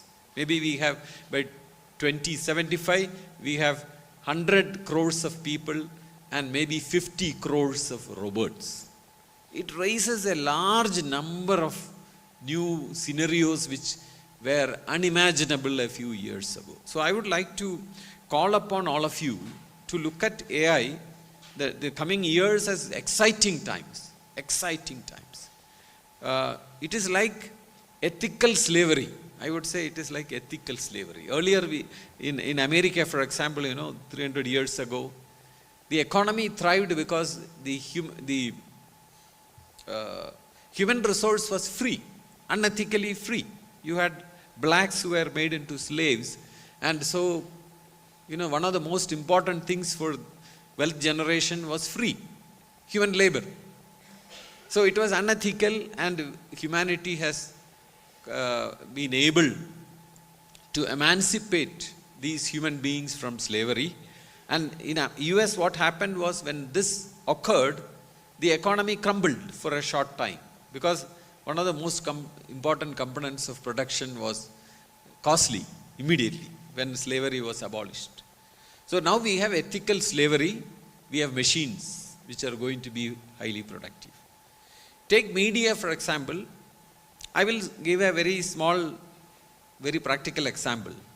If you go to ChatGPT and upload the poster for your event, this AI and media conference, you have just one image which says AI and media conference in Marian College, and with some names of key speakers there. You upload it to ChatGPT and just say, please prepare press release. Even you don't have to have a full sentence. You simply say, please prepare press release. And here comes a report which I would be willing to carry if I were a newspaper editor. From that poster, it creates a report. So this is, when you talk of AI, you must understand we are in its infancy. If in its infancy it can do this much, what would happen when it becomes an adult?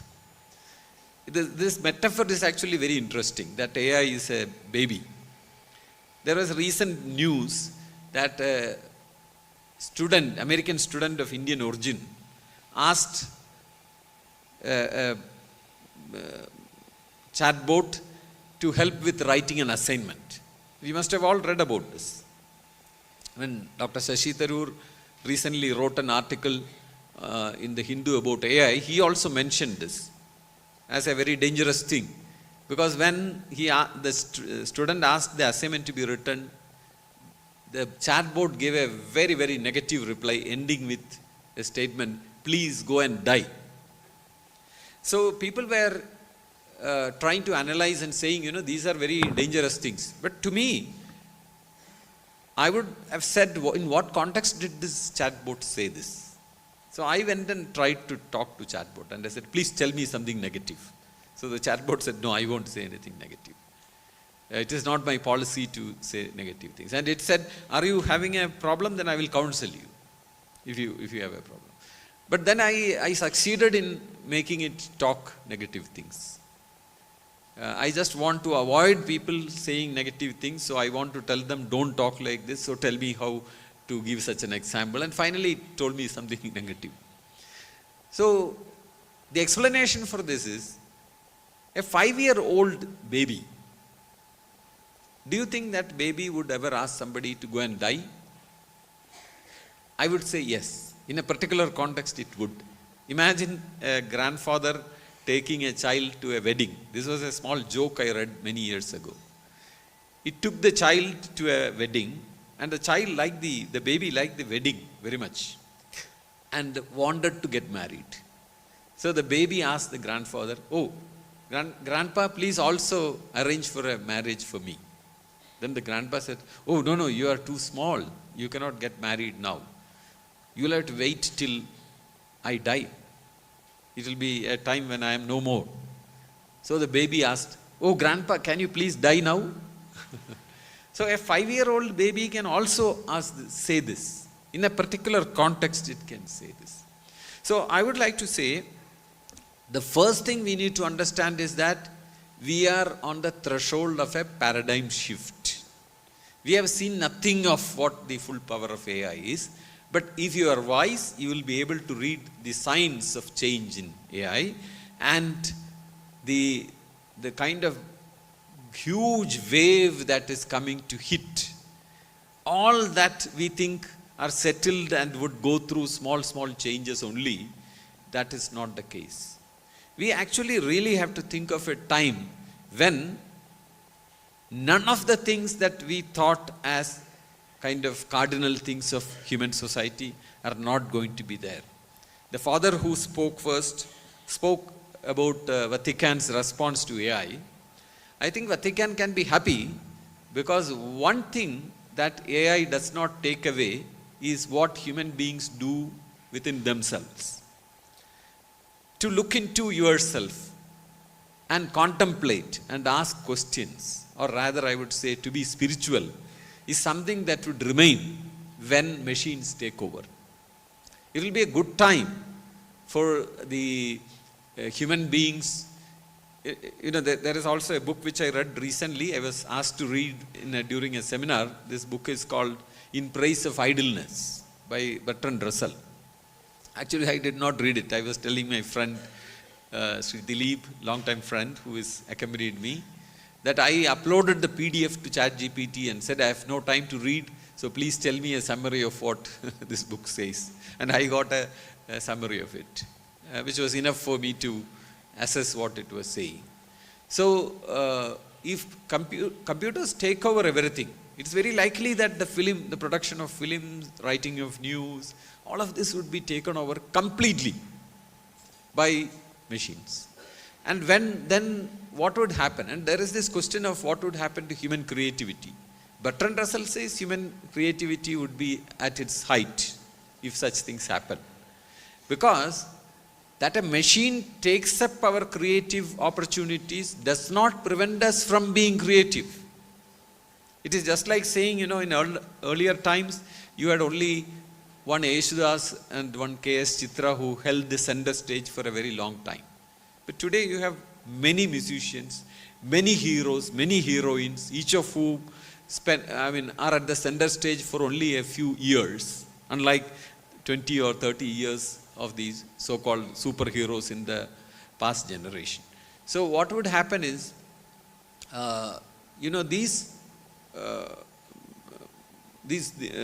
impact of these people, you have 10 singers who are available, then what happens to one singer?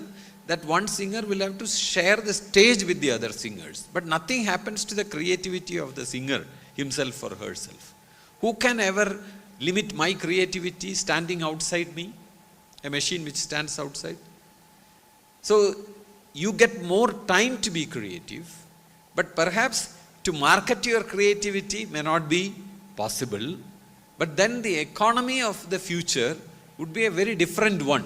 We cannot compare it with what is happening now. Therefore, it is not time to really start getting afraid about where would the income come from. If nobody has a job, I imagine that there will be almost a 1:1 ratio for human beings and robots. Everybody would have a robot to assist them. When I say robot, it's not a moving machine, it is an intelligent robot, something like the humanoid robot that Elon Musk is making. It will be an ethical slave for you. It will be beside you. It will do anything you want. It will read the newspaper. It will aggregate the news in the newspaper for you. It will translate the news from a newspaper for you. It will visualize the news for you. If you are reading a book, it can create, as has been mentioned here, it can make it into a script and create a video and then show the video to you. All of these things can happen. A robot for every person seems to be the future of humanity, and that robot is half human. When you say artificial intelligence or intelligent computing itself, it is very clear that it is going to share some of the properties of the human being. The robots themselves would have to read newspapers, please understand. The news, the media is not for consumption of the human beings alone. Media is for consumption of these machines also. That is why I said the meaning of the human society would be very different. That they would take the stage with you. And the unprecedented kind of change that we have to look forward to. So when the robot is with you, it does everything for you. I recently made a speech about it where I kind of imagined what would happen in my backyard, in my home, in my compound. So I think there will be a robot in front of my house. What it will do, it will be my security guard, it will be my helper in the kitchen, it will cook, it will serve, it will wash plates, it will wipe the floor, it will wash the clothes, it will iron the clothes, and it will press my legs, it will comb my hair, it will sit beside me, and I ask it to sing, it will sing. If I ask it to sing classical music, it will sing classical music. If you ask it to sing the Bexi's latest song, it will sing that. It knows everything. And if you ask it to climb the tree and pluck coconuts, it would. If you ask it to catch the snake that is in the backyard, it would. It will do everything. What would happen to jobs? There won't be jobs. In a very, very ideal situation like that, there won't be jobs because every work is capable of being done by the machine. Then what would happen to human beings? Where would money come from? You know, the question of AI and media actually has to be plugged into this scenario in the long run. In the short run, what I think is going to happen is, when a technology comes, it will, initially it will be threatening, but after it settles down, it becomes a benchmark. It becomes a benchmark to calibrate humans. With AI also, that is what will happen. When AI gets established, it is very close to human nature, and therefore, human beings will get an opportunity to think about what it really means to be a human. It is in this context that I talked about spirituality.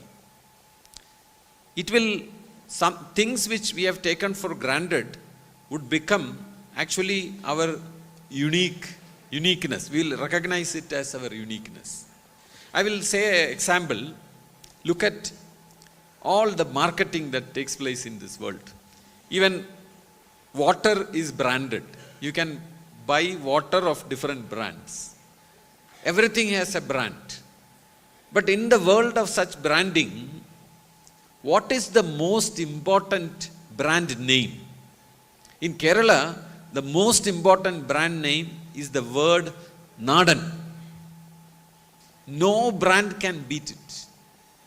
The moment you say this banana is Nadan, irrespective of the fact that it is not Nadan, you happily buy it. In Trivandrum, you get egg which looks like slight brownish color shell. I am very positively sure because I know some of the shopkeepers, they say, you put the eggs in tea, black tea, and then keep it in front, it looks of a different color, and then people tend to believe it is Nadan. What does the word Nadan means? Nobody knows. There is no clear definition of it. But it is such a powerful brand that it beats everything. You buy banana which is very, very costly just because it is claimed as Nadan. So when artificial intelligence takes center stage, to be human would mean a lot. I can see signs of it. After COVID, on the roadside in Trivandrum, I see some posters saying offline tuitions offered. So online was a very great achievement, but then by contrast, now the value is for offline. Why I would think if Professor Vijayakumar called me to come online, like this young lady who came online, with all my friendship, love and respect for him, I wouldn't have come because I've had enough of online talks. To come here, travel here, to see your faces, stand here physically is something that I realize after COVID is really the smart classroom. The real smart classroom is where the teacher is there, the students are in front, and the teacher is free to move around and write on a board is the real smart classroom. So, human beings will easily start recognizing what it means to be human. And that is the future of humanity, I feel. With media, immediate impact is AI would throw off some jobs in media, some of the things. I think you already know that Hollywood script writers are on strike. So it would take away some jobs, but definitely it would bring in some jobs in the immediate future. In the final future, I have already told you what I think is likely to happen. Very, very confusing picture, not very clear, but I just boldly shared what came to my mind. But in the immediate future, lot of new opportunities would come, lot of new possibilities would come. Look at analyzing images, investigative journalism. I think you all know that when Article 356 was repealed in Kashmir, one of the media photographed the Home Minister Amit Shah coming out of a car, holding a piece of paper in his hand like this. They zoomed onto the paper and it was the checklist of what was to be done before this repealing was to be done. So they made that a news. Now, what I am trying to tell you is that every media person can use AI analytics to do such things. There is something called a dense captioning. You put a camera on a scene. For example, if a camera is put on this scene, I am sure all of you have Aadhaar cards. So a face recognition camera or a person counting AI software, you put a camera into this hall, immediately it will give the names of all people in this room because of the Aadhaar card. How many people are sitting here, how many male, how many female, everything. And if you are all on social media, then it should have collected analytics about you, and it might even say that those who are pro-LDF and those who are pro-UDF, also it can find out. So in a big crowd counting is a very important application for AI. These kind of things can be done. In a scenario, if you use dense captioning, the computer is able to identify each and every small thing in the room. For example, like what watch you are wearing, what glass you are wearing, and whether there is a small cigarette butt which is lying down. All of it will capture. Every single item that is identifiable in a scenario, it can be identified. Imagine how this would change investigative journalism. Investigative journalism would really go and hit with criminal investigation. To that extent, it can actually go. So I think I run out of my time. I would wind up here. If at later stage, if there are questions and responses to be given, I will be happy to do that. I just would like to conclude by saying that we are on the threshold of a huge wave that is going to come and crash on humanity. I mean, not in a negative sense, but definitely there will be changes, and media is going to be no exception. There is nothing special about it that it can withhold. Human relations, the whole structure of the society, jobs, economy, politics, all of that is going to change. But hopefully it will come after humanity gets a time to understand it and prepare for it. I think human ingenuity will prevail. We will find ways of overcoming, or rather reconciling with such a emerging scenario, and find value and meaning in life in ways which are not very clear now, not very predictable now, but I have this conviction that we will be able to do that. Thank you very much. Jai Hind. We now invite Mr. Gilbert Nair, Assistant Professor of Communication and Media Studies, to kindly present a memento to Professor Dr. Kuttikkanam Nair.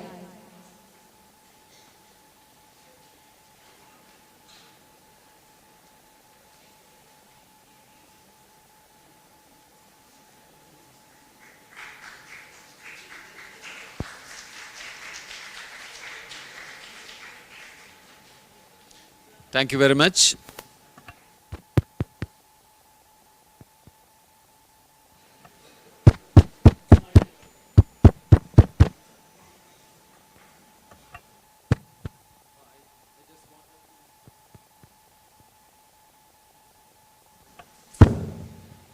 I just wanted to say this is not the first time I am coming to the college. I have come to the college long back, maybe soon after it was established.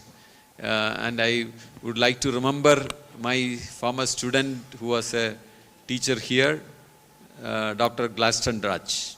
Thank you very much. Thank you, Professor Dr. Kuttikkanam Nair, for your valuable insights and for enriching our understanding of AI's evolving role in media and communication. We are honored to have with us Mr. Sandos MK, Advisor, Customer Support at Lloyds Bank UK. He will be presenting on reshaping media in the age of AI. Mr. Sandos is a highly experienced professional with a deep understanding of AI. His expertise in integrating AI into modern engagement strategies makes him an invaluable resource for today's discussion. As Mr. Sandos could not be with us in person, he has graciously shared his insights through a recorded video. Let us now turn our attention to the screen for his expert talk. Good morning, everyone. First, let me express my sincere gratitude to my teacher, Professor M. Vijay Kumar, for giving me this opportunity to speak to you on the topic, how artificial intelligence is reshaping media in the United Kingdom, at the International Seminar on AI and Media organized by Marian College, Kuttikkanam. The impact of technology on society is undeniable. Technology and science have played a central role in human history and helped shape entire civilizations. Today, the internet, computers, and mobile phones illustrate the role of technology in improving society. Efficiency has skyrocketed thanks to these inventions. Our work and social lives have been transformed thanks to technology again. Over the last decade, artificial intelligence, or AI, has become gradually more prevalent in mass media and news agency newsrooms. What is AI? As you know, it's an emerging technology that allows computers to learn and solve problems almost like a person. AI systems are trained on huge amounts of information and learn to identify the patterns in it in order to carry out tasks such as having human-like conversation or predicting a product an online shopper might buy.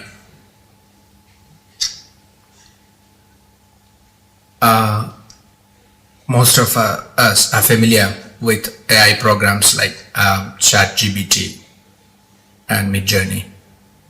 ChatGPT and Midjourney, they are examples of what is called generative artificial intelligence, generative AI.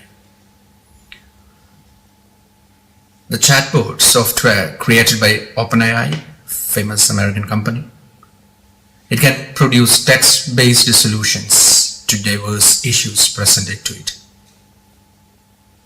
These programs learn from vast quantities of data, such as online text and images, to generate new content which feels like it has been made by a human.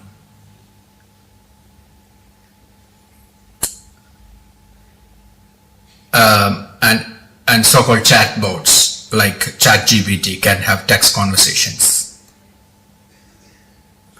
Other AI programs like Midjourney, as I mentioned, can create images from simple text instructions.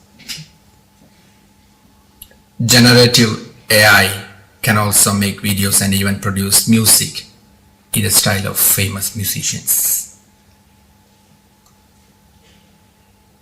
AI has expanded rapidly in society during the recent years, and it is gradually gaining ground in journalism too. It provides tools for the codification of tasks and routines in algorithms, creating output similar to those produced by humans. Therefore, the adoption of AI provides a wide range of benefits to mass media and news agencies, while at the same time introducing changes on at least 3 levels. The role of journalists in the production of texts. Secondly, their substitution in carrying out certain activities. And thirdly, interaction with the audience. One of the most promising fields of AI in media refers to the automatic production of content. This is already possible in areas based on structured data such as sports results, financial earnings, and weather forecasts. Algorithms can convert data into informative and narrative texts, leading to the production of thousands of stories with little or no human intervention other than the initial programming. The need to increase the production of news and engage the audiences behind the adoption of these tools. AI tools augment the capabilities of journalists, which we should admit, thus facilitating specific activities of the news production process and improving their work to standards not achieved before. Therefore, despite the many advantages AI provides to journalism and mass media, the phenomenon should be approached through the balance between business perspective or profitability and the human perspective of social or perceptive perspective, like our senses, emotions.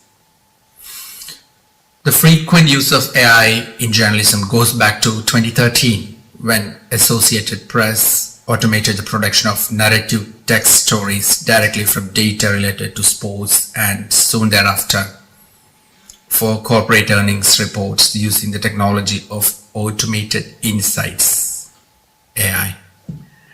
Again, therefore, AP was the first news agency in combating 2 megatrends in the business: the relentless increase in news to be covered and the human constraints associated with covering it. After AP, the news agencies like the AFP, Reuters began to increase their news production thanks to algorithms. I think most of you are familiar with BOT, which is a computer program that works automatically, especially one that searches for and finds information on the internet. The Los Angeles Times launched the first BOT. Since then, a myriad of examples from news agencies to public and private media verifies that AI tools can work at various levels and phases of the production process, providing media companies with the competitive advantages. There's a valid question that comes to a media person's mind at this time. Do journalists lose jobs due to the advent of artificial intelligence? In my opinion, the answer would be a no. Because experts in media place a special emphasis on the role of human journalists as an irreplaceable agent and as a professional that must supervise AI outputs. So I would say AI is not going to make journalists redundant. Technology will expand our capabilities. However, we are human beings, and as such we have sense of humor, irony, sarcasm, empathy, and feelings, which AI do not have, obviously. AI may know how to process data, but it is not able to explain why they do so.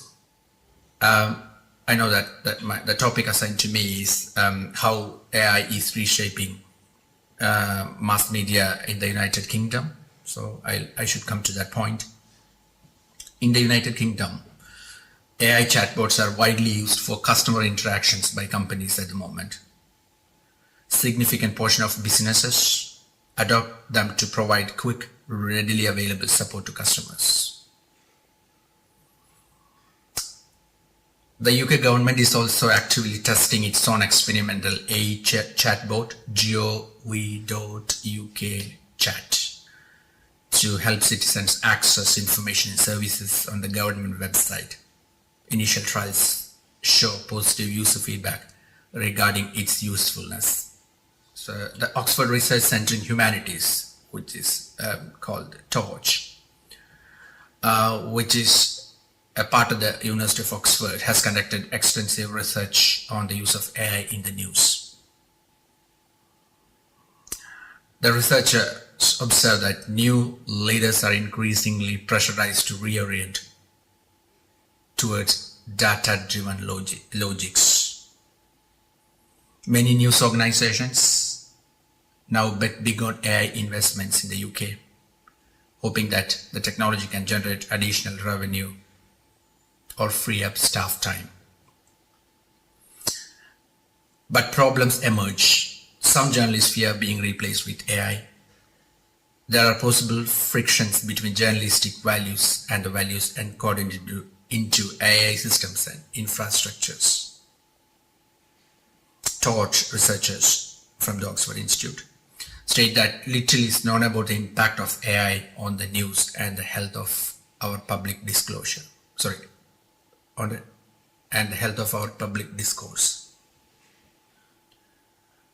The findings of the Oxford Internet Institute research says that AI systems already play a concealed but significant role in shaping the information landscape. They filter, curate, rank, and moderate content on platforms and search engines. Increasingly, news organizations too use AI for journalistic tasks and in distribution processes. While AI promises greater efficiency and productivity for news, this is not a foregone conclusion, as AI-generated work may require additional editing or careful supervision. The impact of AI on efficiency and productivity varies depending on the task or the content. So the researchers say that the future of information environment is uncertain, as the integration of AI is still in its early stages and depends on decisions made by technology companies, news organizations, regulatory bodies, and public acceptance and usage of AI systems. But news organizations have an opportunity to reinforce their position as trusted brands in the face of widespread AI use by emphasizing the human element in journalism and responsibly using AI. So the scientists from Oxford University stress on responsible use of AI by implementing ethical guidelines, human oversight, transparency policies, and internal auditing processes, while considering the need for more regulatory efforts by the government. Before I conclude this talk, the most important question to address is AI in media good or bad? The simple answer is that there are always two sides of everything. The BBC's technology editor Zoe Kleinman says, "It's good to see AI now attracting so much attention, but this puts the responsibility on the media to report it accurately." She said, "AI is going to have an impact on all our lives, sooner rather than later, if not already, and so it deserves media scrutiny." Felix Simon is a doctoral student at Oxford Internet Institute, where he is researching how news organizations both report on and use artificial intelligence. He says that experienced tech journalists are doing a good job to demystify AI. Many reporters have a solid grasp of this field, AI, and Mr. Simon is happy to see that we have moved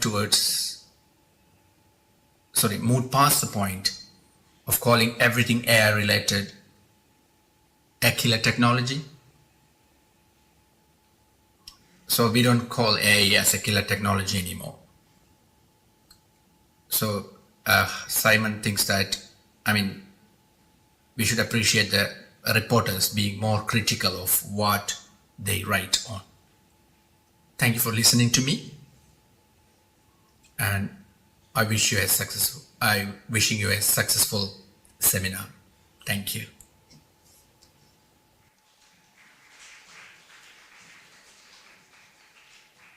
Thank you, Mr. Sandos, for your enlightening insights. We now have the privilege of welcoming Mr. Sunil Prabakar, consultant at Mathrubhumi Online, for an insightful session. With years of experience in digital media and journalism, Mr. Prabakar has played a crucial role in shaping the online presence of one of India's leading media organizations. His expertise in AI-driven content strategies and media ethics makes him an invaluable voice in today's discourse. Sir, we are honored to have you with us and eagerly look forward to your insights.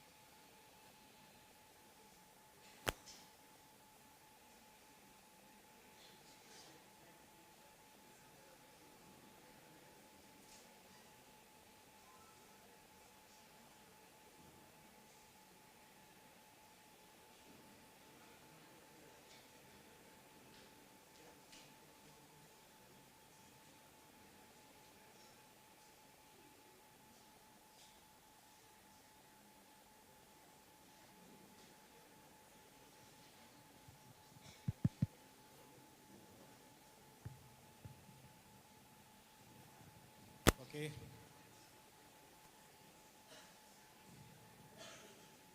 Okay, I'm Sunil. So, I got a topic, I think, practical applications on AI in media, because I am a person engaged in training people, upskilling people in using available technologies to excel in their job. So I'm doing this for a lot of universities, government organizations, then industrial organizations and industries, and even the UN people in using the available technology to excel in their career. I'm getting a very little time here, I'm getting only 20 minutes. In this 20 minutes, I will share you how these technologies, especially the AI ML technologies, actually actively used in the media industry. Actually, there is a database prepared by the London School of Economics. They have a journalism AI program. Even you can apply for the fellowship in the journalism AI program. They prepared a database of use cases of AI in media industry, which is available online. Every day they are updating it. Now they have around 172 use cases, which is available in the internet. I can show you that page. This is the page, and you can click on this database, which is available in Airtable as a list. You can also download it as a CSV format, which describes about the different use cases of using AI in the media industry across the globe, including BBC and CNN, Washington Post, New York Times, all media across the world, how they are using AI. Because AP started using it, even their style book, a chapter is dedicated for the responsible use of journalism in AI, which is available for download from their website.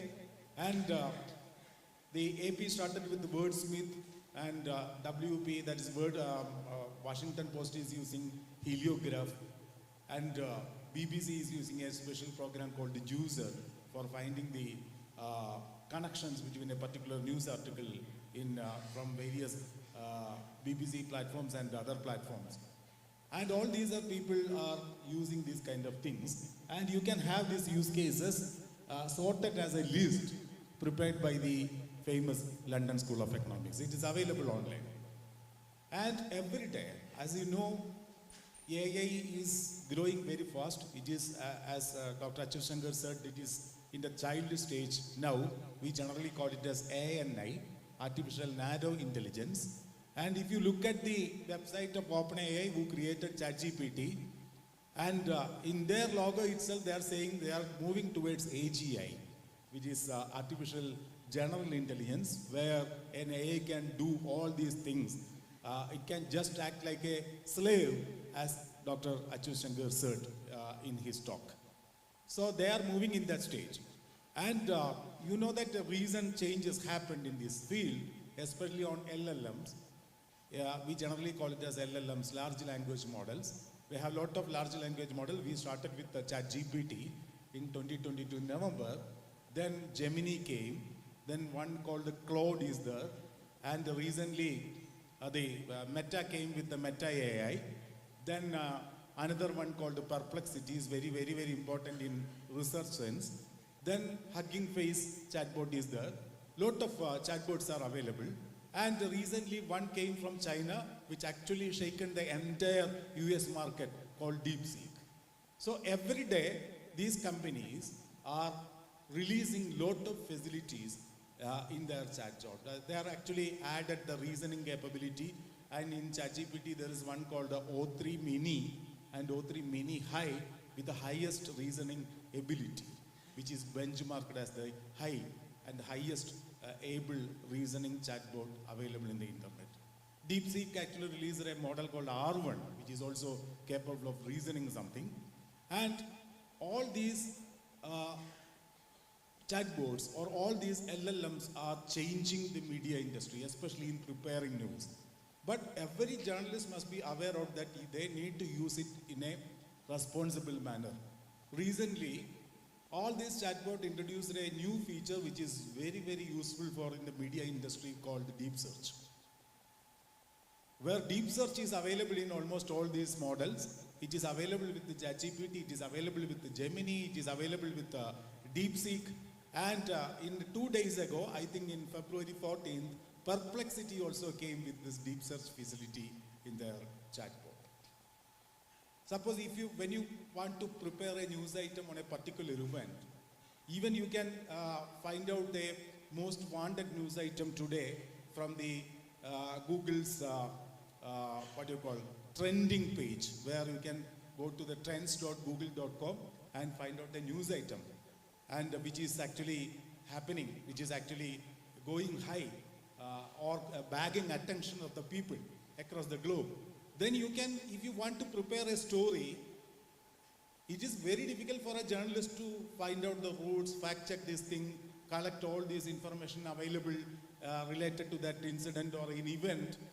Then by asking a single question on this deep search, it will come with the answers from all references currently available in the internet. So the deep search feature put forward by all these LLMs recently, they added, ChatGPT added it around 1 month ago, and Gemini added it in 3 weeks ago, DeepSeek actually added it in just 2-3 weeks ago, Perplexity added it only in the February 14th, the 14th of this month.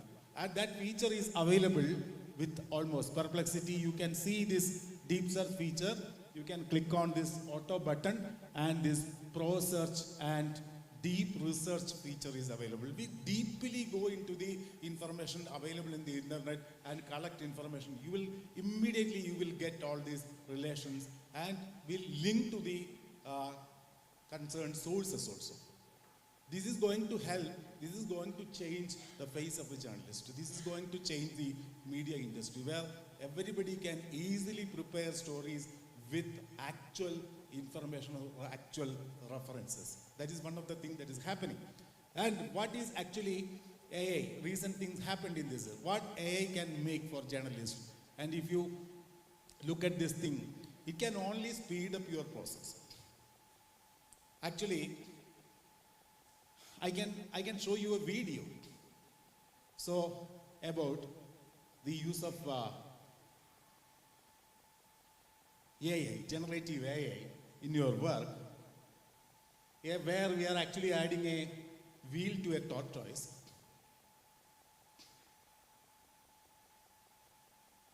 So the use of generative AI is just like it. As humans, we are taking a lot of time to do some jobs. But these generative AI tools are just like adding wheels to tortoise, which is going to speed up your entire process. But only using the generative AI tools, only knowing the tool is not going to do anything. You need to create, you need to add your human touch in it in order to make it more emotional or more readable thing. Because blending your power, your creativity, the human touch, along with the, this AI can create wonders. I can show you one more video for you. One more video for you, telling about this fact. This is a video of a competition. This is a video of a competition. Put it, yeah. This is a video of a competition where everybody is provided with the 3 bricks. They need to run with these bricks. And everybody is trying to run with or walk with the bricks, but somebody is winning in the game just by adding some creativity, his own creativity to the thing. You can look at this. I can play it now. See what is happening.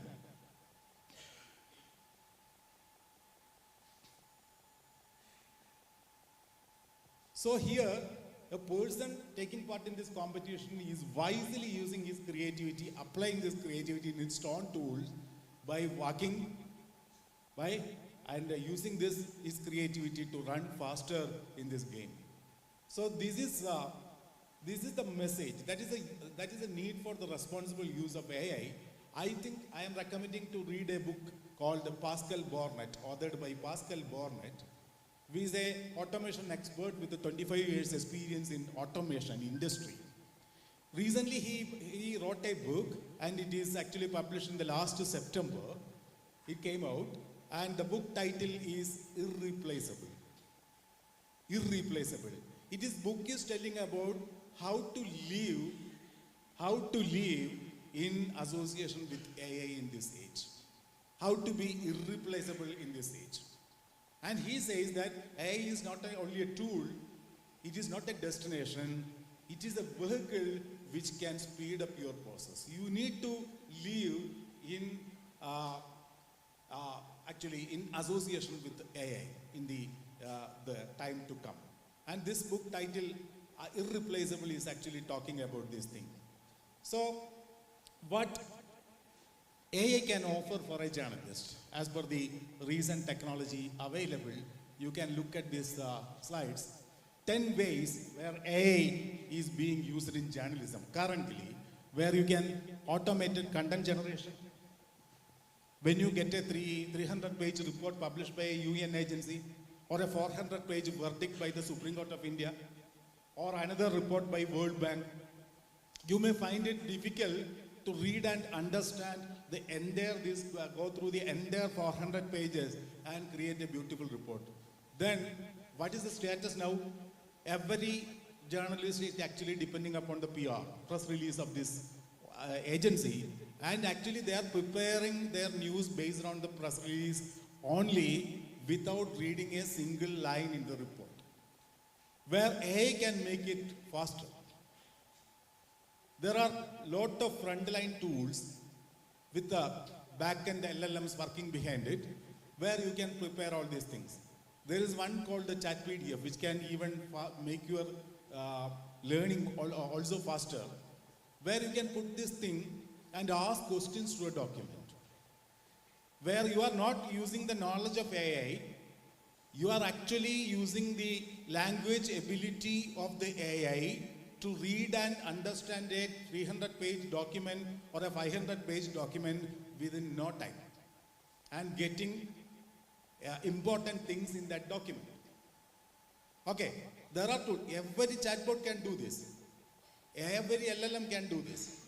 But there are front-end tools. Recently, Google came with a beautiful tool called the Notebook LM, where a journalist can approach this tool with the multiple sources. While preparing a news report, you may come across multiple sources. You may come across a report. Sometimes you may get a video of a person. Maybe preparing a budget report, you may use the budget speech of Nirmala Sitharaman and the comment of the opposition leader in maybe by video. Sometimes you may use the press release of the Ministry of Finance. Sometimes you may use the budget records. So you may need to go through the number of various type of digital reports or digital documents to prepare a detailed report about the budget. Is it possible? You may take a lot of time, where you can upload all these documents. It can be a YouTube video link, or it can be a website, a particular page of the website of the Ministry of Finance, or it can be a press release of the ministry, or it can be the budget document itself. Then you can add all these sources to Notebook LM. You can create a notebook and immediately get the key points from all multiple sources with the references. Okay, I can show you one example which is actually augmenting journalists. I can show you one example. This is a Notebook LM, where you can create multiple notebooks. This is also useful in learning something. You can create multiple notebooks. In each notebook, they are allowing up to, in the free mode, they are allowing up to 50 sources. You can add 50 sources. Here, look at one thing. I am actually clicking on a notebook on human metapneumovirus. I have added this much sources. This is a website link, this is a PDF file, a video, everything. Immediately I created a brief note on this. I can have a control of the resources also. I can control each and everything. Suppose if you want to focus only on the budget documents, you can check on it. Then it will create the thing with the budget documents. When I create something, I can ask a question actually. I can ask my questions here, or other I can click on the question already suggested by the model, where it is creating an answer, immediately create an answer. The very interesting thing is that if you want to verify, as a journalist, verification is the base of journalism. You need to verify the fact. So, you may find it difficult to verify it from a 300-page document, but just clicking on this particular page number, it will open the original document in the left side and will show you from where it took this information. So the verification is super easy. Super easy. You can go to up to 50 documents. In a particular notebook, you can have multiple notebooks, and in the workspace account, you are allowed to, that means notebook LM plus account, you are allowed to use up to 300 sources at a time. So very interesting tool. So lot of such tools are actually creating wonders. I can show you one more thing. This is a very simple tool called chatpdf.com, where ChatGPT is working behind it. When you come across a document, I can go to a document. I will go to something. I am going to use this document. This is an explanatory note to Digital Personal Data Protection Bill published in the MIT. It has got 8 or 10 pages. I don't have much time to read and write a news about it. So I need to read the entire 10 pages to prepare a report. What can I do for you? If you are working in a limited time basis, you can just drag and drop this document. Just drag and drop this document to this interface. So AI can read it much faster. It completed reading and prompting you about the possible questions that you can ask with that document. Not to AI, with that document itself. So it is asking about digitization has significantly improved the lives of Indian enhancer governments. It actually gave an explanatory note. And what would you like to discuss? If you want to summarize this thing, you can immediately get it summarized. Or it is suggesting some questions. What are the key insights, key rights granted to citizens under this bill? It's a suggested question. But I am not interested in such question. I want a new question. I want to know whether this document is telling anything about the penalties of a data breach. So I am going to ask, type a question here. Is this document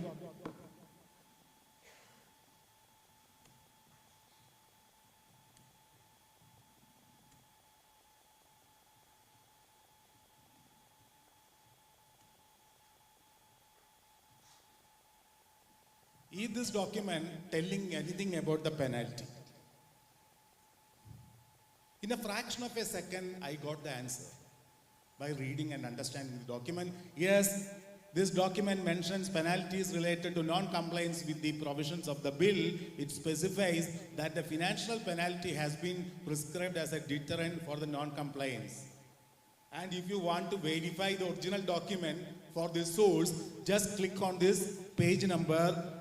The document will move to that particular portion and it will highlight it for you, where you can verify faster, much faster. Then you can ask, generate 10 or extract 10 key points from this document. Extract 10 key points from this document. Immediately it is generating key points from that document by reading and understanding the document. It is not using the AI's knowledge itself. It is generating the key points, 10 key points. My internet is slower. Okay, it is happening now. Okay, financial penalties. Okay, I got the free points. I can click on this button and verify this facts. Now I am asking the model.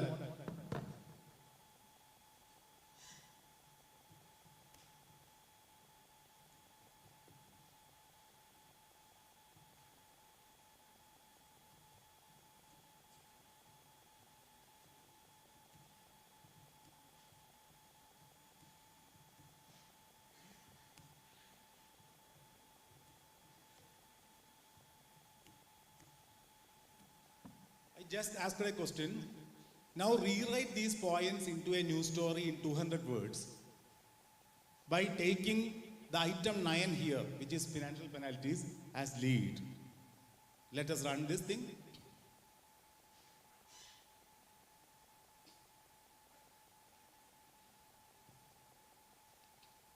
Okay. Immediately it created new data protection bill, financial penalties for non-compliance announced. In a significant move to the safeguard personal data protection data in India, Digital Personal Data Protection Bill 2022 introduces a framework that emphasizes financial penalties for entities falling into comply with the data protection. Immediately it converted into a news item. In any language you can make it. So you can make it faster, verify it faster. It is actually going to augment you in your work. It is not going to replace you, but it is going to augment you, speed up your work by actually, if you use it in a responsible, very responsible manner. The word responsible is that much important. Don't release this item or publish this item without much human verification. AI can be biased, AI can be wrong. Every time you need to verify the facts. But this feature of AI is helping you to verify facts easily so that you can write good reports without even depending upon the public release, press releases, publicly available press releases, which is already available to everybody, which is available maybe in the IPRD website or in the PIB website. Everybody is not about it, but you can make in-depth research reports by using AI to augment you. You can find facts from this thing, you can analyze things, and media is using these kind of features of AI to generate good reports. And it is also used in creating content, just like in movie, you can create any kind of content. You can create movie, text to movie or text to video. Models are there just like Sora, OpenAI Sora is there, Luma Labs is there, Runway ML is there. Lot of, actually, Professor Edrin Kadrevan showed about a particular movie, AI movie festival, which is actually sponsored by the Runway ML itself, a company called as Runway ML. It's actually a startup. I can show you one example, one created by me. One created by me. Okay, you can go to, I will search it for it. Okay, see this thing.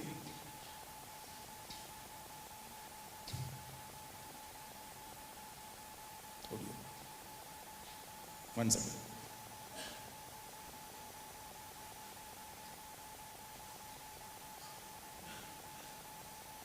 Okay, play it again.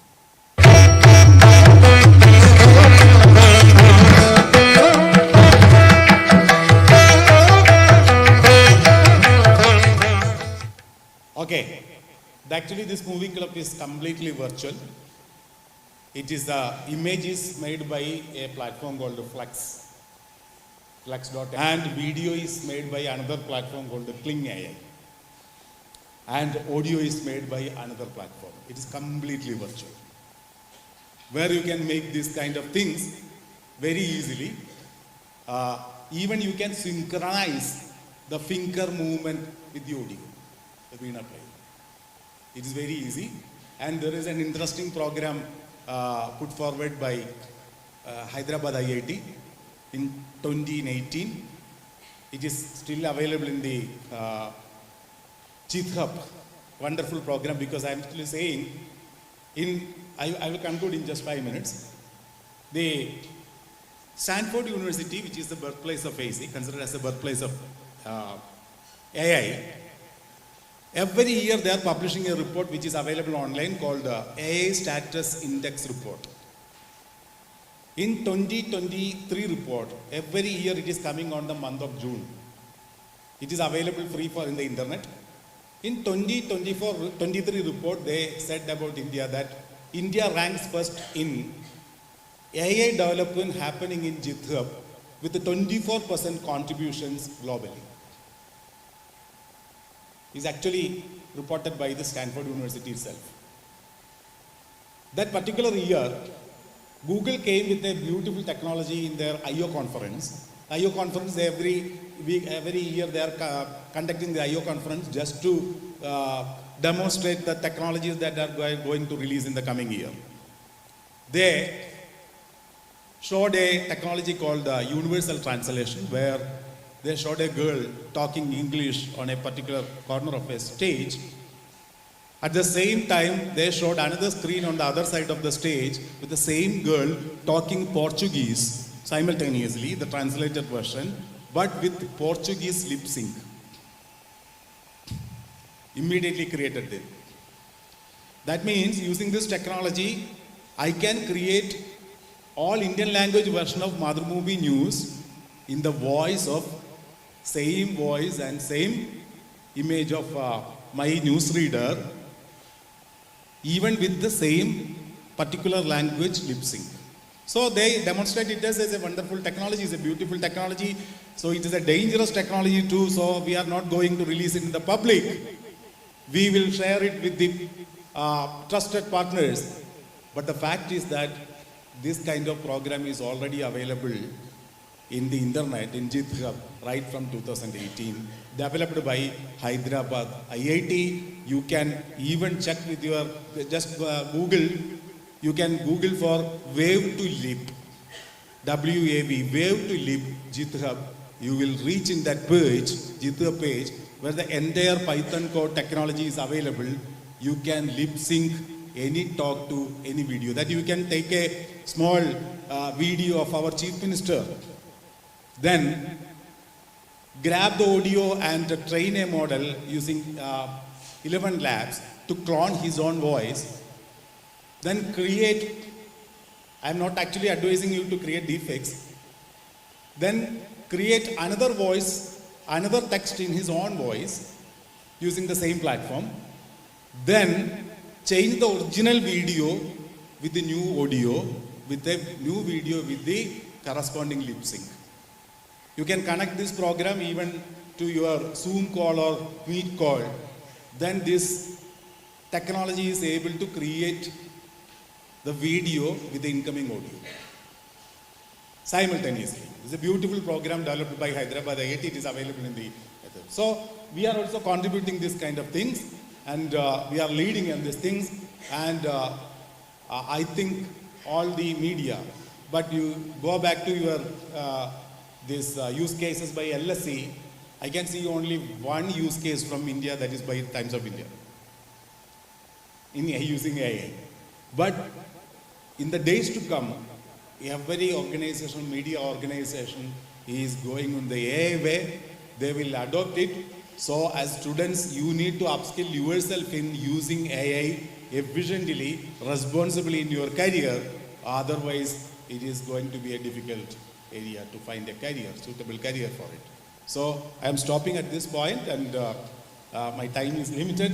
I will show you one more video, then I will close it.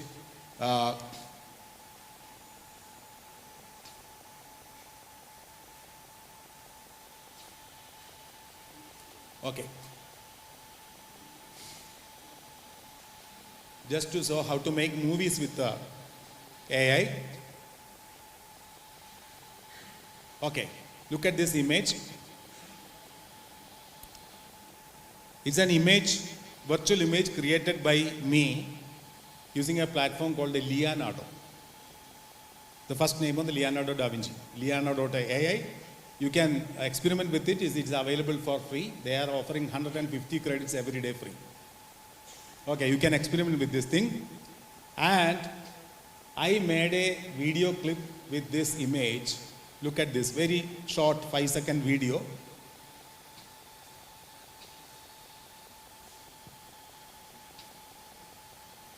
Okay, so this is the reality.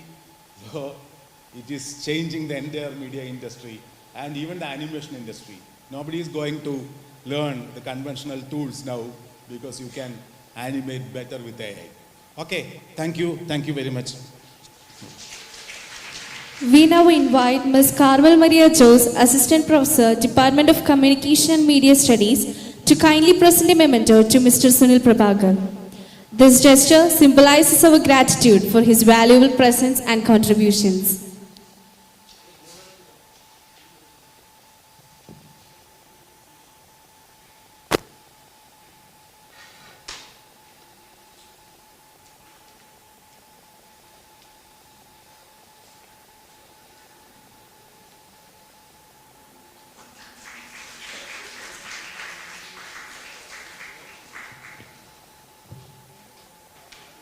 Thank you, sir, for sharing your profound insights. Your perspectives have provided us with a deeper understanding of the evolving media landscape in the digital age. Every department has a story, a tale of growth, achievements, and the spirit that binds us together. And what better way to narrate it rather than through the lens of our talented students. Presenting the department profile video, skillfully crafted by George Thomas and Harilal. Let us now take a moment to watch their work. Over to the screen.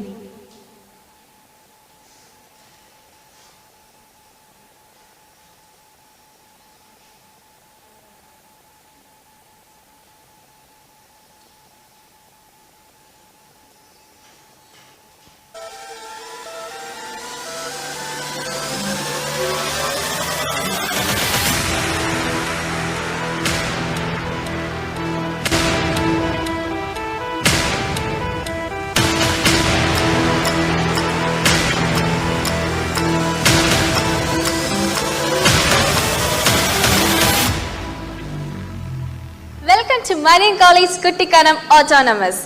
The college is located in the beautiful hills of Idukki district in Kerala. The campus offers education in a peaceful and inspirational environment for students from the year 1995. Now, come let's explore the college.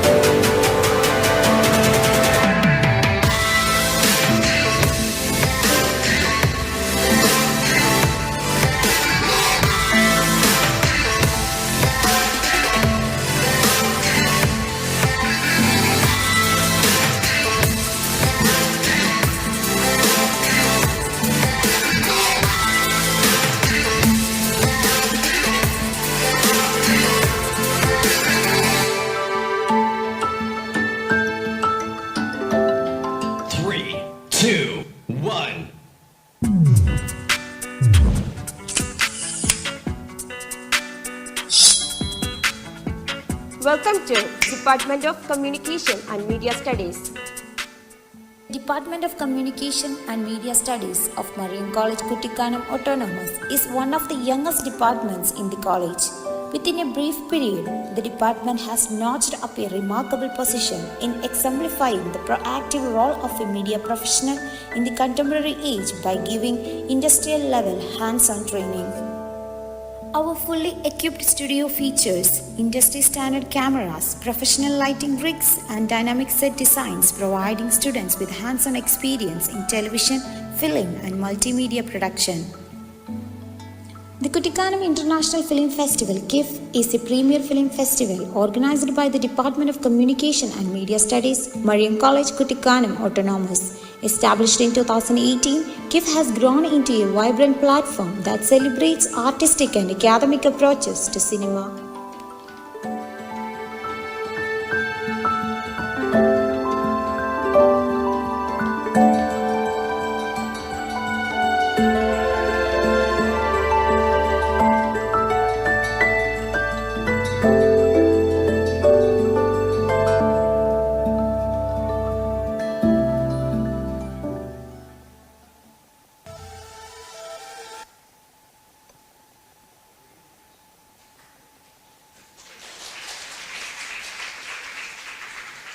as we near the conclusion of this insightful session, it is time to express our gratitude. It is with great pleasure that we invite Father Sobi Thomas, Head of the Department of Communication and Media Studies and the General Coordinator, to deliver the vote of thanks.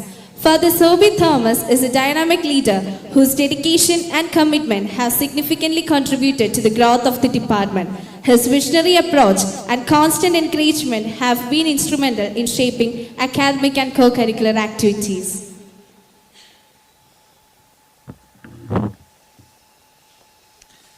Honorable dignitaries, esteemed speakers, respected teachers, dear students, and all distinguished guests.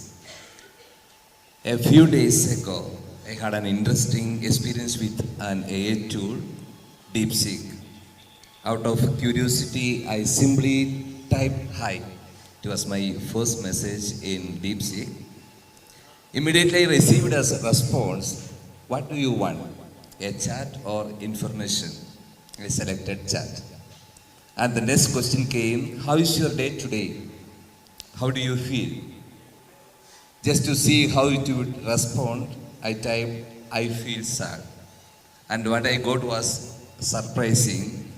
Don't feel sad. I am with you. Anytime you want to talk, you just talk with me. I am here to listen to you. See how much AI tools are influencing us, even replacing human connections in some ways. But today, I am not here to discuss AI's emotional intelligence. I am here to express my heartfelt gratitude to everyone who made this international seminar on AI and media, opportunities and ethical challenges a great success. We are proud to have 33 paper presentations from scholars across various states of India, making this event a vibrant academic platform. First and foremost, my deepest appreciation to Professor Dr. Ajimon George, our esteemed principal, a man of academic precision whose leadership continues. Sir, your support and guidance have been invaluable in making this seminar a grand success. Thank you, sir. A special word of gratitude to Professor Dr. Edrin Kadiravan, a man of great simplicity and profound wisdom. We had the privilege of visiting his home, and it was a testament to the humility and grace he embodies. Sir, your presence and insights today have added immense value to our seminar. Thank you so much, sir. To Reverend Father Joseph Pangandanam, our administrator, a true visionary leader who not only transformed the gate of Marian, but also reshaped its identity. Like an elder brother, you have been a constant pillar of strength and support.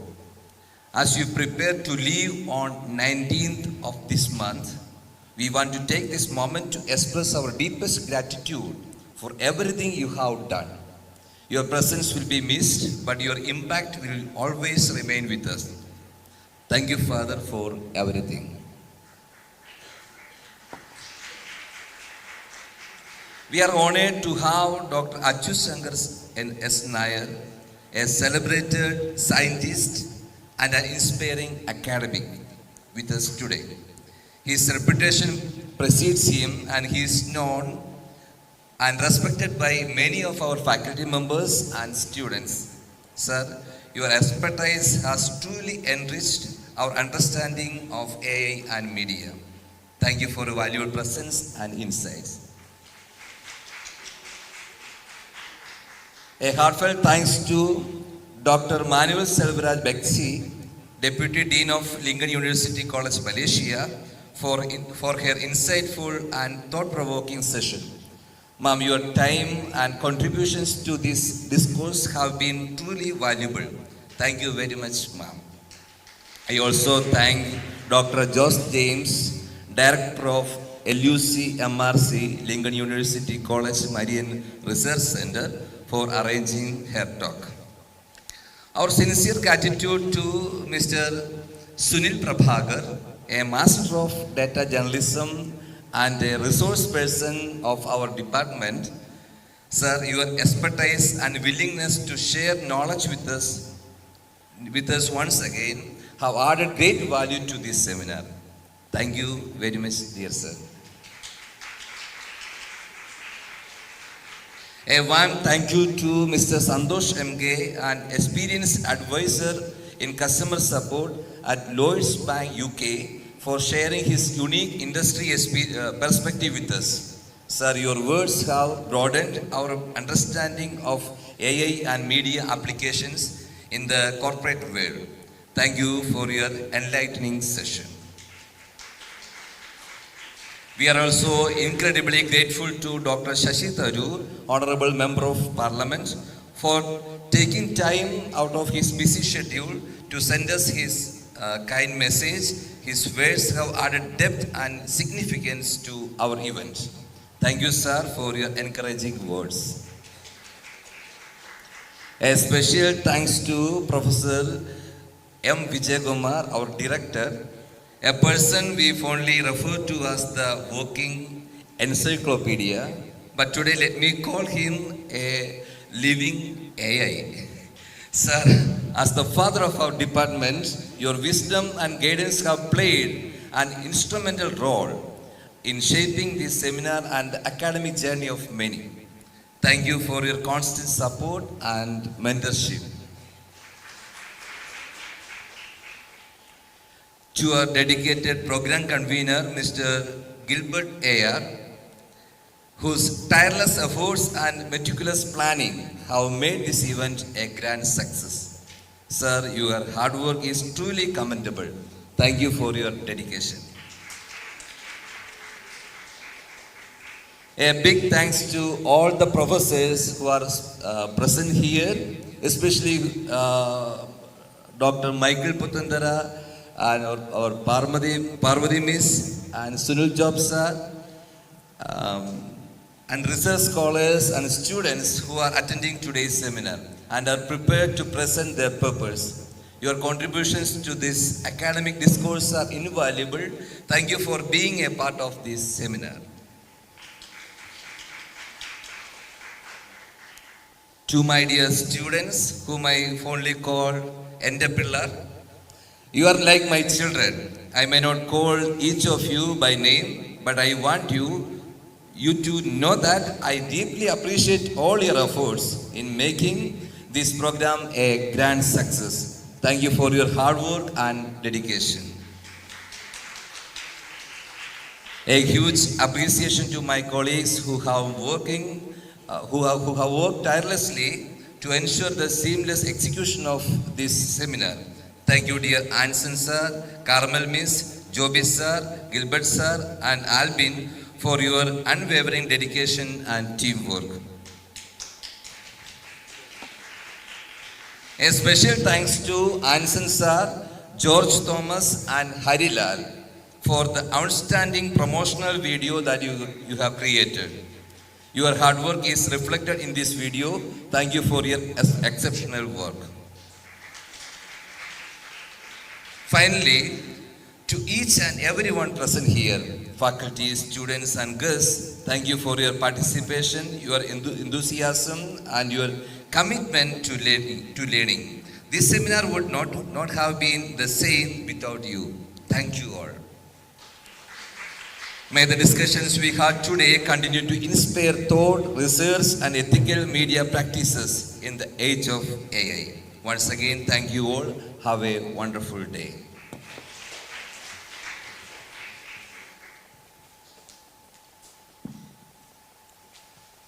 Thank you, Father, for your words of appreciation and for guiding us with your leadership.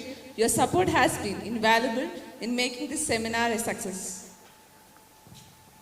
With this, we formally conclude the inaugural ceremony of the International Seminar on AI and Media. We extend our heartfelt gratitude to all our esteemed guests, distinguished speakers, faculty members, and participants for their presence and valuable contributions. Your support and engagement have set the stage for meaningful discussions and insightful exchanges throughout the seminar. As we move forward, we now commence the paper presentation sessions across 5 designated venues. We encourage all presenters to be present at their respective venues on time, and we invite participants to actively engage in the discussions, fostering a meaningful exchange of ideas. The paper presentations will take place in the following venues: offline venue 1, Majis, moderated by Dr. Sunil Job. Online venues are venue 3, Boardroom, moderated by Dr. Sina Johnson. Venue 4, Sophos, moderated by Dr. M.S. Harikumar. Venue 5, Logos, moderated by Dr. S. Dinesh Babu. We look forward to insightful discussions and valuable knowledge sharing sessions. Wishing everyone a productive and enriching experience ahead. Thank you.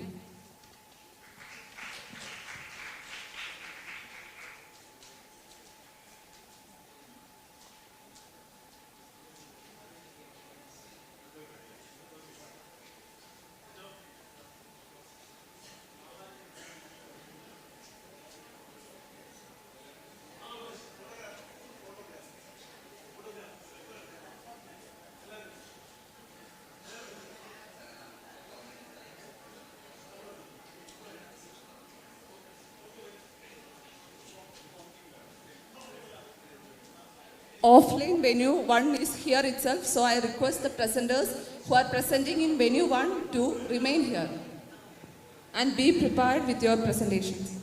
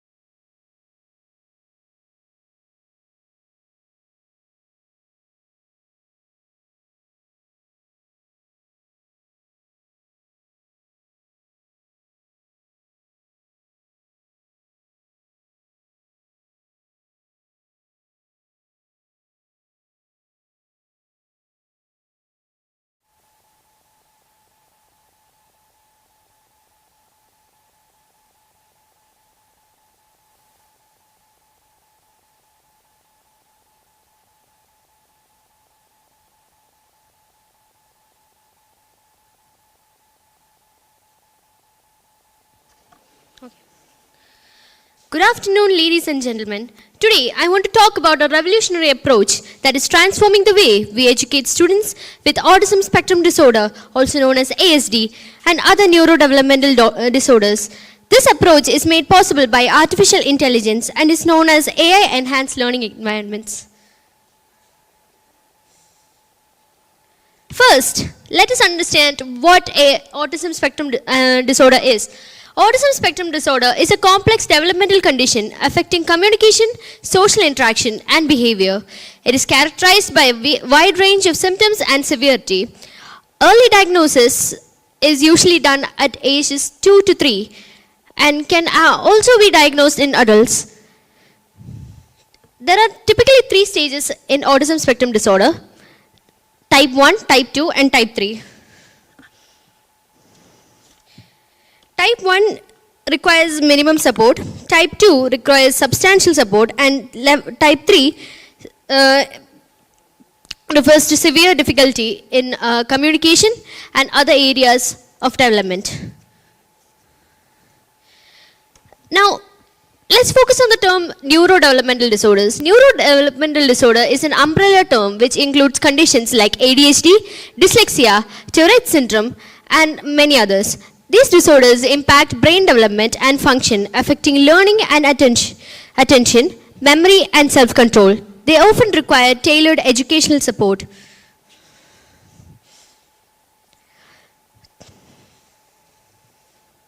As we all know, students with ASD and NDDs face unique challenges in the classroom.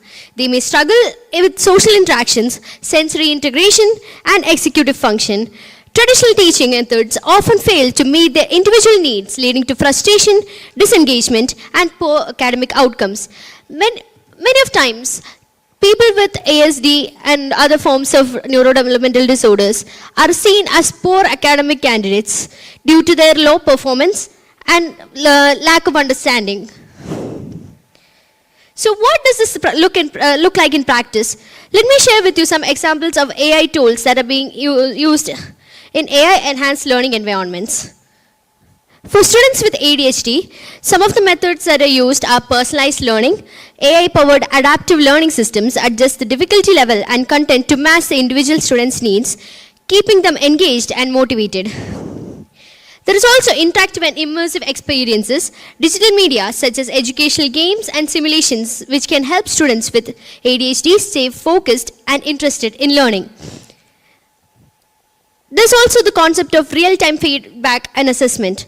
So, as such, students with ADHD struggle from lack of attention. They're also quite hyperactive and require medications such as Adderall to control their basic everyday needs. So, real-time feedback and assessment, which utilizes AI-driven tools, provide immediate feedback and assessment, helping students with ADHD track their progress and adjust their learning strategies. For students with dyslexia, text-to-speech functionality and speech-to-text is some of the most widely used concepts there is. There's also the use of multi-sensory learning experience, which combines visual, auditory, olfactory, and kinesthetic elements to help students with dyslexia to learn more easily.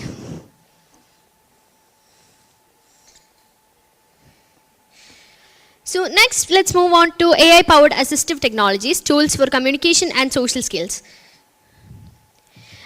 This communication aids, AI-powered communication apps can translate thoughts into speech, facilitating communication for students with limited verbal abilities. The third stage in autism spectrum disorder requires a lot of it has a severe difficulty. As such, people with this stage 3 autism spectrum disorder can have non-verbal issues, and as such, communication aids help them to translate their thoughts into words. Then we have social skills training, which is virtual reality and augmented reality environments guided by AI, which offer safe and controlled spaces for students to practice social interactions and can provide real-time feedback and support, helping them develop essential social skills. Natural language processing, which essentially means that AI powered NLP chatbots can provide students with ASD and NDEs with personalized support and feedback, helping them to develop their communication skills and build confidence in their abilities.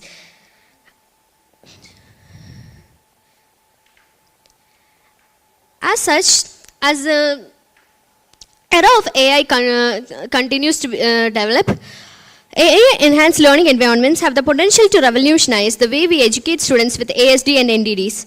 By providing personalized support, real-time feedback, and immersive experiences, AI can help level the playing field, ensuring that every student has the opportunity to succeed and reach their full potential.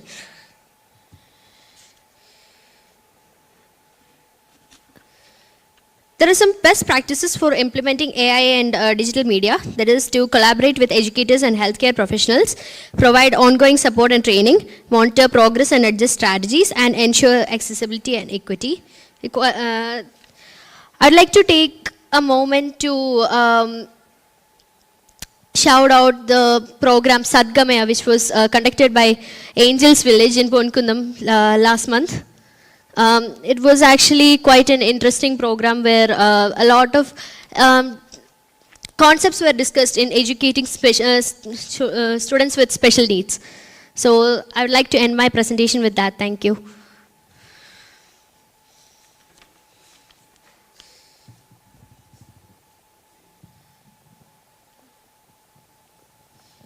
Okay, your presentation was good.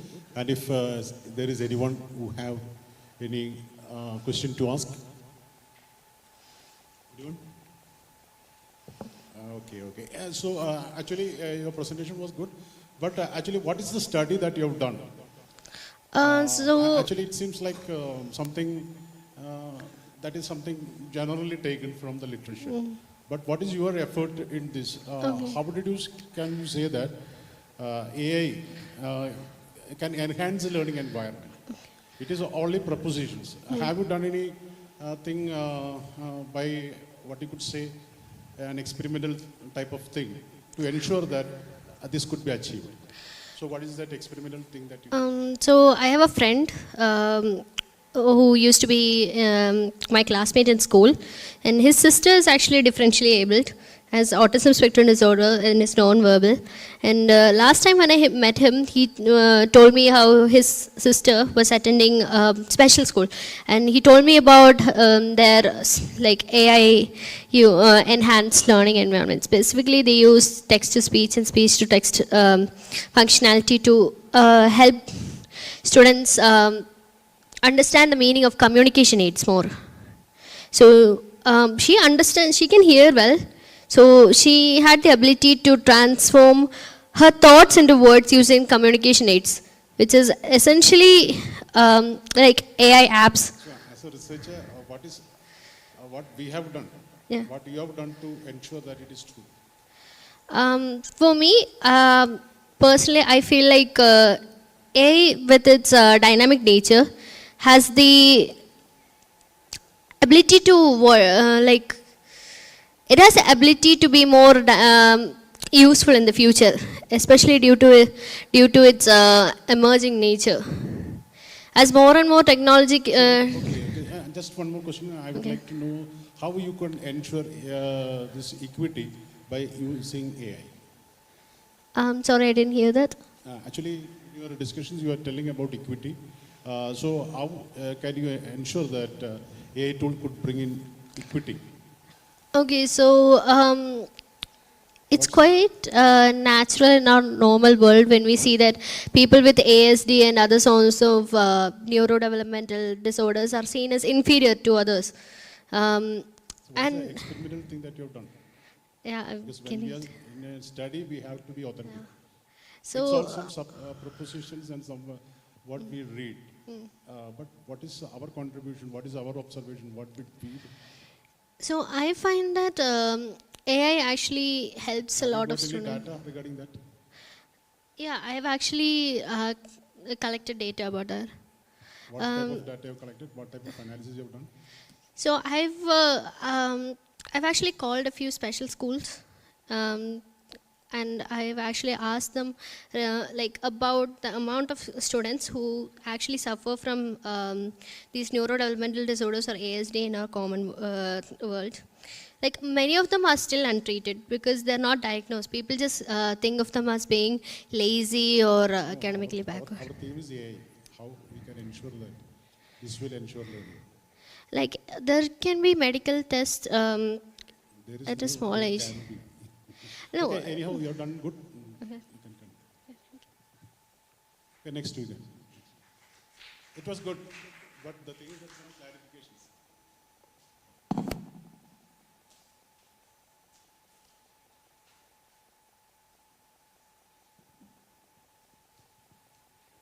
Next presenter, I invite Baby NJ from SN Law College, Puthota, Ernakulam, on the topic Media Law and AI in India.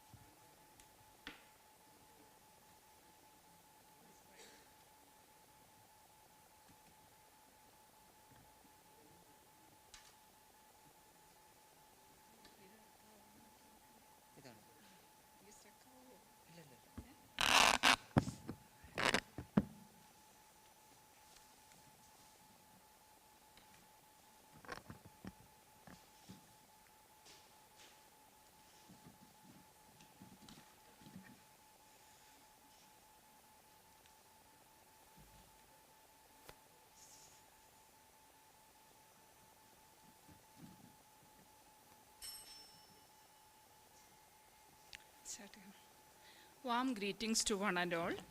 My name is Baby, a third semester law student from SN Law College, Puthota, Ernakulam. I'm here to share my thoughts on media law and AI. I found this quite a complex topic. The media and entertainment industry has gone through major waves of disruption since the 1990s. First was the second decade appended the distribution from downloading to streaming. The third wave is happening in this decade thanks to AI. Let's shift our focus to media law. Media law in India covers the rules and regulations that govern newspapers, television, social media, and other forms of communication. It ensures freedom of speech while preventing misuse, such as spreading false information or harming people's reputation. AI-driven innovations bring efficiency and creativity. They also raise critical, legal, and ethical concerns. This presentation explores the intersection of AI and media, highlighting key legal frameworks and challenges and the need for regulatory reforms.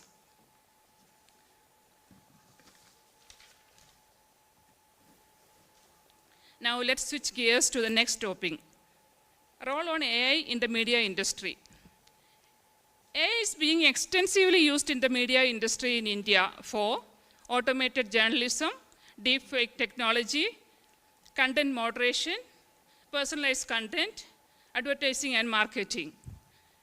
Up next, let me elaborate what is automated journalism. Without direct human intervention, AI-powered tools generate news and articles, reports and summaries.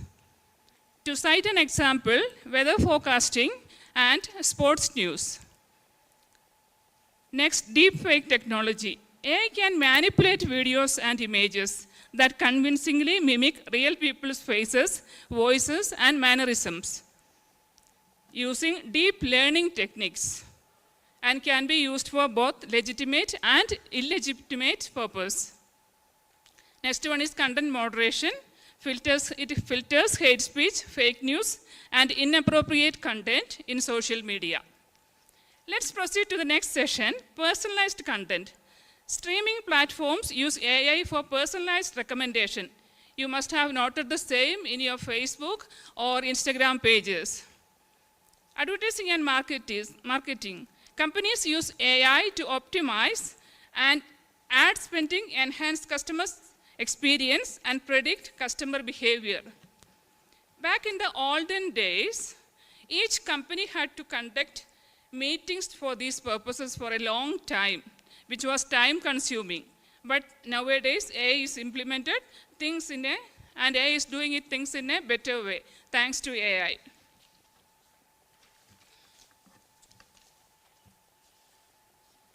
Let's advance to the next part, legal framework governing AI in media.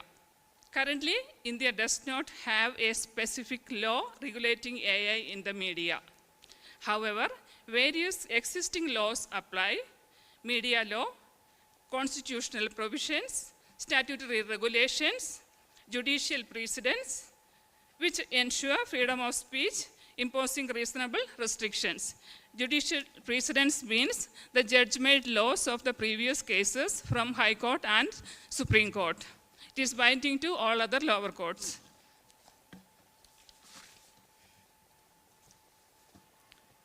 Up next, let me explain different media laws in India.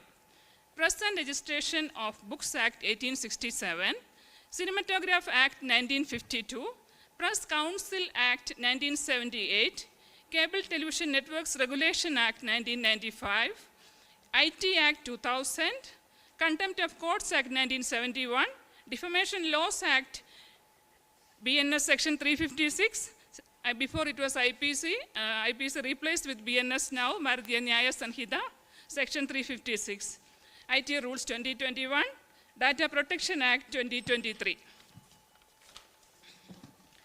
Shall we move on to some case laws? AI and fake news case law, the deepfake of PM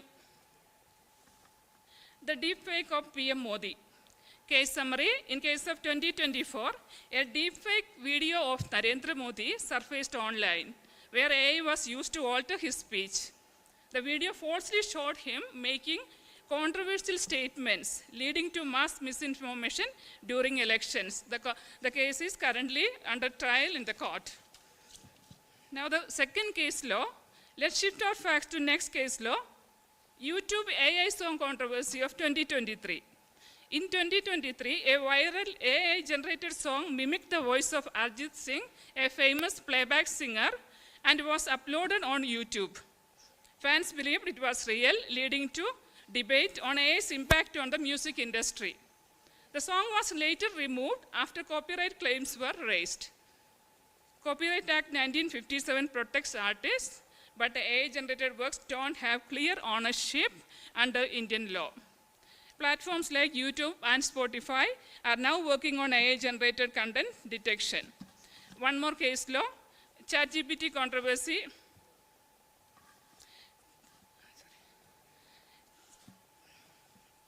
ChatGPT controversy in Indian universities. Several Indian students, including me, used ChatGPT for essay writing on exams. Prior to concluding, I hope these three case laws brought insight into the media law and AI in India. So my 7 minutes over? Okay. Okay. Actually, we have got the final valedictory section, which have to happen here. Okay. So we can. Can you just give some detailing about Data Protection Act 2023? Data Protection Act? Act 2023. About Data Protection Act. Yeah. Okay. This is one of the media law. So what does it say? Yeah, the Data Protection Act says it is actually enacted in 2023 recently. And this is about copyright issues and the protection of data. We can't copy others' data for our posters in the internet. If we are under strict. If this act actually pertains, then how can we depend AI? Because AI to learn from data. Yeah. Actually, the Copyright Act is not encouraging the AI or its contents. It's only encourages the human or the human authors. So this Data Protection Act is somehow helping. If any automated... Is it specified in that act like that? Sorry? Is it specified in that act like that? It could be Data Protection Act is there. It is enacted in 2023. Yeah, it's normally for the internet, the users of internet. For if you are copying somebody else's... We were telling about deep fake. So if such thing happens, on what act we can take action? Deepfake. No, deepfake. Currently, for sir, let me tell you, if it is regarding the AI, we don't have any other rules for the time being. But media law, we are following media laws for the time being, but it is not fully answerable, or even the trials are going on in the court. Okay. That's fine. Okay. Thank you, sir.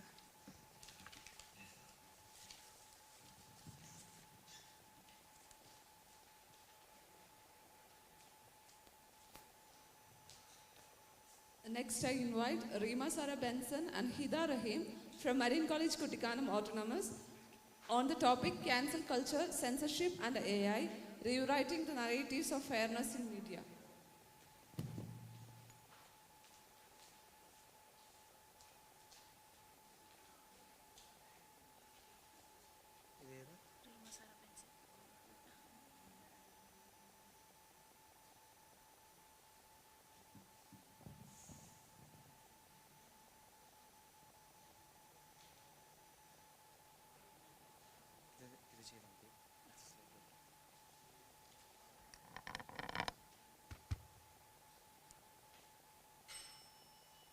Fairness in media. Think you know what it means? Well, I must say, think again. Because the ground is shifting beneath our feet. Cancel culture, censorship, and now the relentless march of AI is not just influencing media, but it is redefining it. Today, we are not here to analyze these forces, but we are here to challenge the very narrative of fairness in media itself. Are we shaping it, or is it shaping us? This is Rima Benson and Hida Rahim presenting you a paper on the topic Rewriting Narrative, Cancel Culture, Censorship and AI in Media.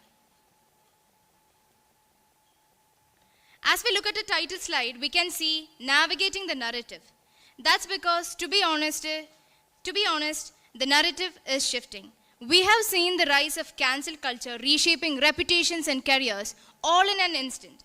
We have seen how complex debates about censorship, about who decides what's acceptable and who to be silenced. And now, a new player is in the game, artificial intelligence.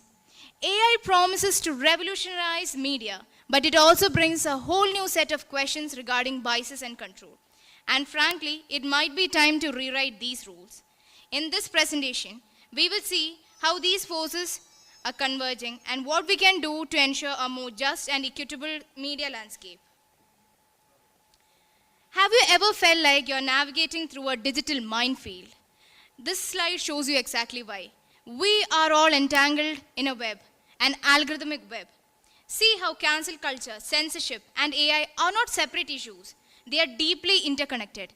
AI, the supposed neutral tool, becomes the literal thread that binds them all together. Algorithm boost outreach, making cancel culture go supernova. And what happens when people feel silenced? This web tightens. Is this the fair media landscape that we envisioned?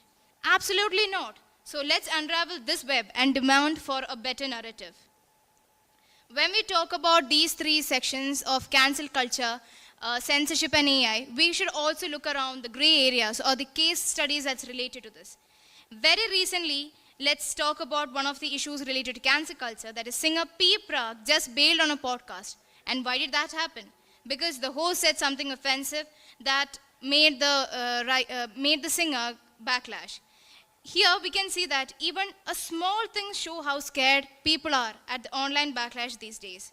Another issue, the second case study, is that the farmers' protest that happened in the 2020-2021 session. Think about it. Platforms are controlling what you see during major protests. That's not moderation. That's what you call power. Especially for farmers and marginalized communities or groups where digital spaces can either amplify their voices or silence it completely.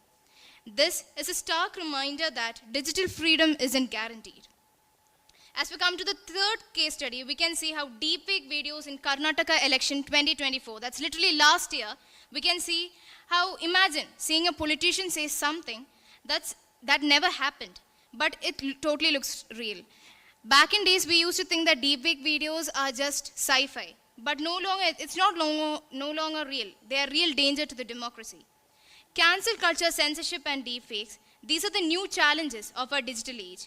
We need to be the one who is smarter online, question what we see, and demand accountability from platforms and government. These are examples not just shows that it's about tech, it's about our rights, our voices, and the future of the truth itself. Let's be blunt here. The traditional ideal of objectivity in media is arguably dead at this point. In a world of personalized feeds, partition echo chambers, and algorithmically amplified biases, the notion of a completely neutral and detached reporting feels increasingly like a myth. And balance, simply just presenting both sides of a story, can often legitimize misinformation and mask deeper inequalities. So the question that I would like to pose here is, if objectivity and balance are failing us already, is fairness itself an impossible goal in the near future? Let's be real here. Perfect objective news probably doesn't exist at this point.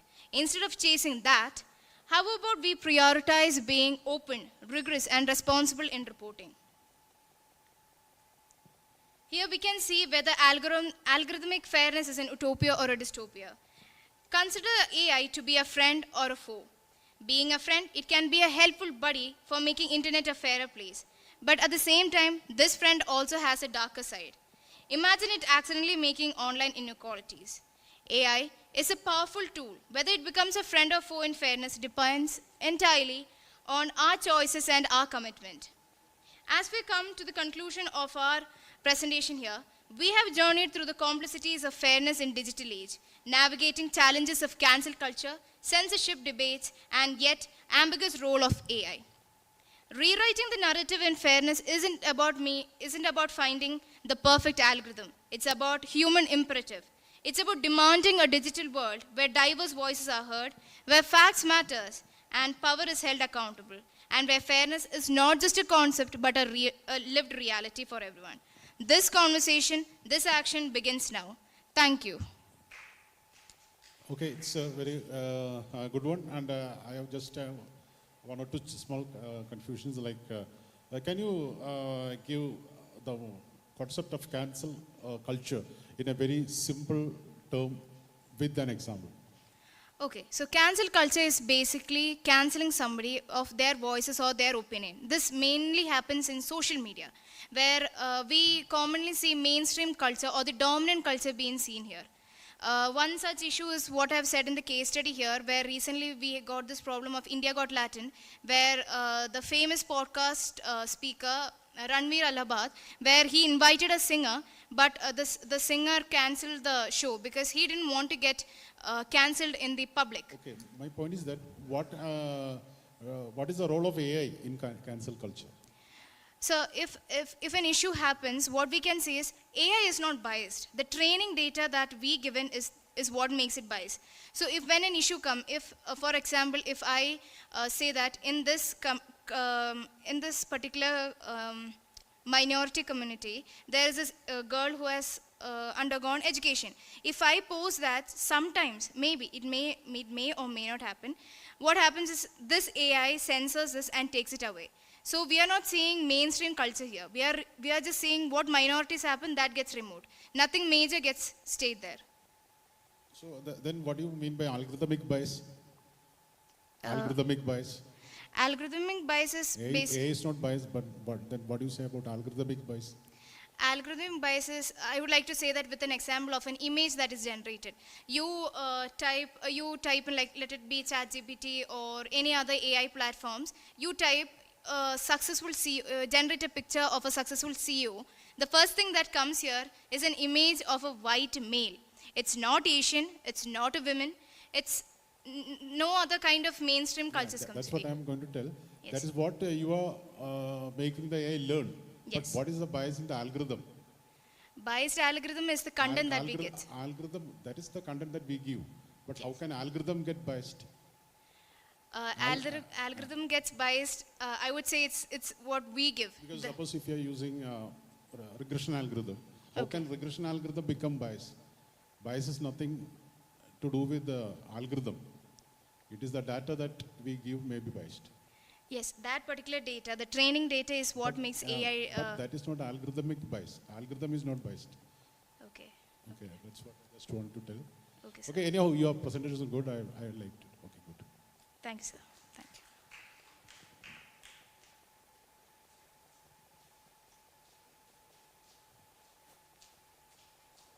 you. Next, I invite Shino Susan Job from Marian College Kuttikkanam Autonomous on the topic Bias and Boundaries, AI and the Future of Human Literature.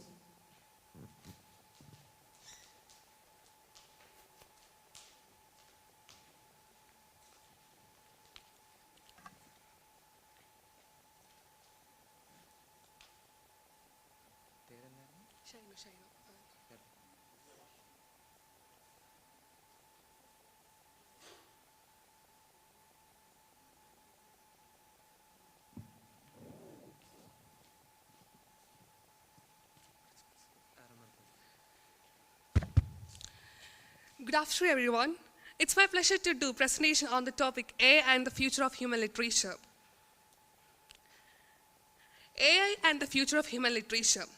As we all know, artificial intelligence refers to the stimulation of human intelligence process by machines, particularly computers. It encompasses various fields such as machine learning, natural language processing, robotics, and computer vision. Based on the topic, I like to show the comparison between the AI written literature and the human written literature. So basically, One the Road is an experimental novel created by artificial intelligence. Ross Goodwin drove from New York to New Orleans in 2017 with an AI in a laptop connected to sensors, whose output was converted into the words that were printed on the receipt paper. The novel was published in 2018 by Jean Voigt. Case study 2. Mani is a Malayalam novel by M.T. Vasudevan Nair, published in 1964. It's a poignant story about loneliness, waiting, and the complexities of human relationship, set against the backdrop of misty mountains. Themes of loneliness and waiting. The novel beautifully captures the feelings of isolation and the agony of waiting. Vimla's solitude of palpable and the mist that envelops Nightingale Baker becomes a metaphor for her emotional state. The story explores the different ways people cope with e-waiting and the impact it has on their lives. Comparative analysis between AI versus human storytelling. Features are creativity, emotion, and context. On AI, the creativity is generated, and in human, it was experimental. On emotion, it was simulated, and in human, it's authenticated. In context, it's algorithmic, and in human, it's cultural. The evolving role of the author. Expanding definitions of authorship, collaborative creation. The rise of online platforms and digital tools has facilitated collaborative writing where multiple individuals contribute to a single work. This challenges the traditional notion of a solitary author. Interactive storytelling.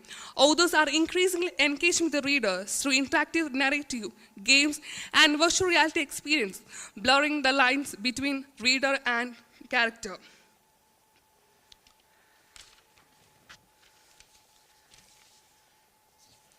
Collaboration.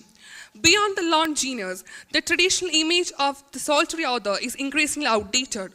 We are seeing more collaborative writing across various fields. Think of scientific papers, software development, creative writing, tools and platforms, community and feedback. In augmentation, AI as writing partner, artificial intelligence is no longer just a tool for editing or grammar checking. It's been used to generate text, analyze data, personalize experience, human-computer interaction. Innovation. New forms of storytelling. embracing digital media, exploring new platforms, audience engagement, and direct feedback and dialogue.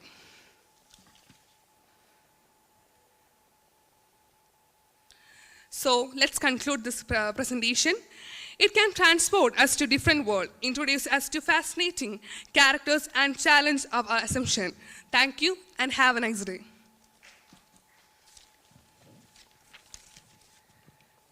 Okay, actually, I have a few confusions on. So, what are the features that of the story which has been prepared through an AI? What is the speciality that you could find that is distinct from human-made story? So basically, AI. Can I tell in Malayalam? Okay. So basically, AI എന്ന് പറയുമ്പോൾ നമുക്കറിയാം അതൊരു machine അല്ലെങ്കിൽ ഒരു generate ചെയ്യുന്നതാണ്. നമ്മൾ മനുഷ്യർ അല്ലെങ്കിൽ നമ്മുടെ ഇമോഷൻസ് വെച്ച് നമ്മളൊരാൾ എഴുതുന്നതും അല്ലാണ്ട് ഒരു മെഷീൻ എഴുതുന്ന തമ്മിൽ വളരെയധികം വ്യത്യാസമുണ്ട്. ഇപ്പോൾ MT വാസുദേവൻ നായർ തന്നെ എടുക്കുകയാണെങ്കിൽ സാറിൻ്റെ തന്നെ മഞ്ഞ്, അതിനകത്ത് ഇമോഷൻസ് ആയിക്കോട്ടെ ഭയങ്കര നമുക്ക് ഇമോഷണൽ അല്ലെങ്കിൽ നമുക്ക് ഒക്കെ ഒരു വേറൊരാൾ അനുഭവിച്ചതാണല്ലോ എന്ന ഇമോഷൻ വഴി നമുക്ക് മനസ്സിലാക്കാം. പക്ഷേ AI എന്ന് പറയുന്നത് വെറും ഒരു ജനറേറ്റ് ടെക്സ്റ്റ് മാത്രം അല്ലെങ്കിൽ ഒരു മെഷീൻ മാത്രമായതുകൊണ്ട് വിത്തൗട്ട് എനി ഇമോഷൻസ് ആണ് അത് നമുക്ക് ഒരു ആൻസർ അല്ലെങ്കിൽ ഒരു ഔട്ട്പുട്ട് തരുന്നത്. ഇമോഷൻസ് ഇല്ല എന്ന് പറയാൻ പറ്റും. സോറി സാർ ഒന്ന് ശോഭിച്ചും ഒന്ന് ഐ ഫീൽ വെരി സാഡ് എന്ന് പറഞ്ഞപ്പോൾ okay, sadness is a part of human personality trait. Let you be sad എന്ന് പറഞ്ഞില്ലല്ലോ. What is your problem, you can speak to me എന്നൊക്കെ പറയുന്നത് ഒരു ഇമോഷണൽ സെൻസിറ്റിവിറ്റി ഉള്ളതുകൊണ്ടല്ലേ. So how can we say that I don't have emotion? AI actually ഒരു in my concept AIക്ക് നമ്മളറിയാം, നമ്മളിപ്പോൾ വായിക്കുന്ന അല്ലെങ്കിൽ ഒരു ബുക്ക് ഇപ്പോൾ AI തന്നെ എഴുതിയ ബുക്കാണ് വൺ ദ റോഡ്. അത് നമ്മൾ വായിക്കുന്ന ഈ രീതി അല്ലെങ്കിൽ ഇത് എത്ര ഇമോഷണലായിട്ട് നമ്മൾ റീഡ് ചെയ്യുന്ന ഇതാണ്. ഇപ്പം AI തന്നെ പുതിയൊരു ഇത് ചെയ്തിട്ടുണ്ട്, നമുക്ക് AI ഇങ്ങോട്ട് വായിച്ചു തരുന്ന രീതിയിൽ. അപ്പം അതിനകത്ത് തന്നെ ഒരു മനുഷ്യൻ വായിക്കുന്ന രീതിയിലും നമ്മളായിട്ട് വായിക്കുന്ന രീതിയിലും വളരെയധികം വ്യത്യാസം ഞാൻ കണ്ടിട്ടുണ്ട്. സോ ബേസിക്കലി എൻ്റെ ഒരു കോൺസെപ്റ്റ് വെച്ച് AI ഹാസ് ഇമോഷൻസ് ഉണ്ട്, പക്ഷേ അത്ര എക്സ്പ്രസീവ് ആയിട്ടുള്ള ഇമോഷൻസ് ആയിരിക്കത്തില്ല.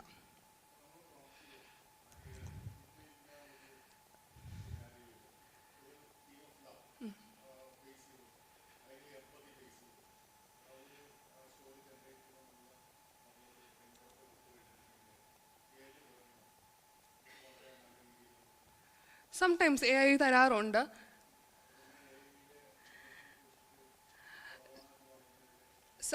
അതിപ്പോൾ ഞാൻ പറയട്ടെ, ഇപ്പം AI ആണെങ്കിലും ഇപ്പോൾ ഇഫ് ലവ് അല്ലെങ്കിൽ ഇതെന്ന് വെച്ചാൽ AI ഒരു ജനറേറ്റ് ചെയ്യുന്നതാണ്. അപ്പം നമുക്കാണെങ്കിൽ തന്നെ നമുക്കിപ്പോൾ എന്തെങ്കിലും ഒരു എക്സ്പീരിയൻസ് ഉണ്ടാകുമ്പോൾ നമുക്കത് കൂടുതൽ ഡീപ്പായിട്ട് മനസ്സിലാക്കാനുള്ള ഒരു കഴിവ് നമുക്ക് ഇത് തന്നിട്ടുണ്ട്.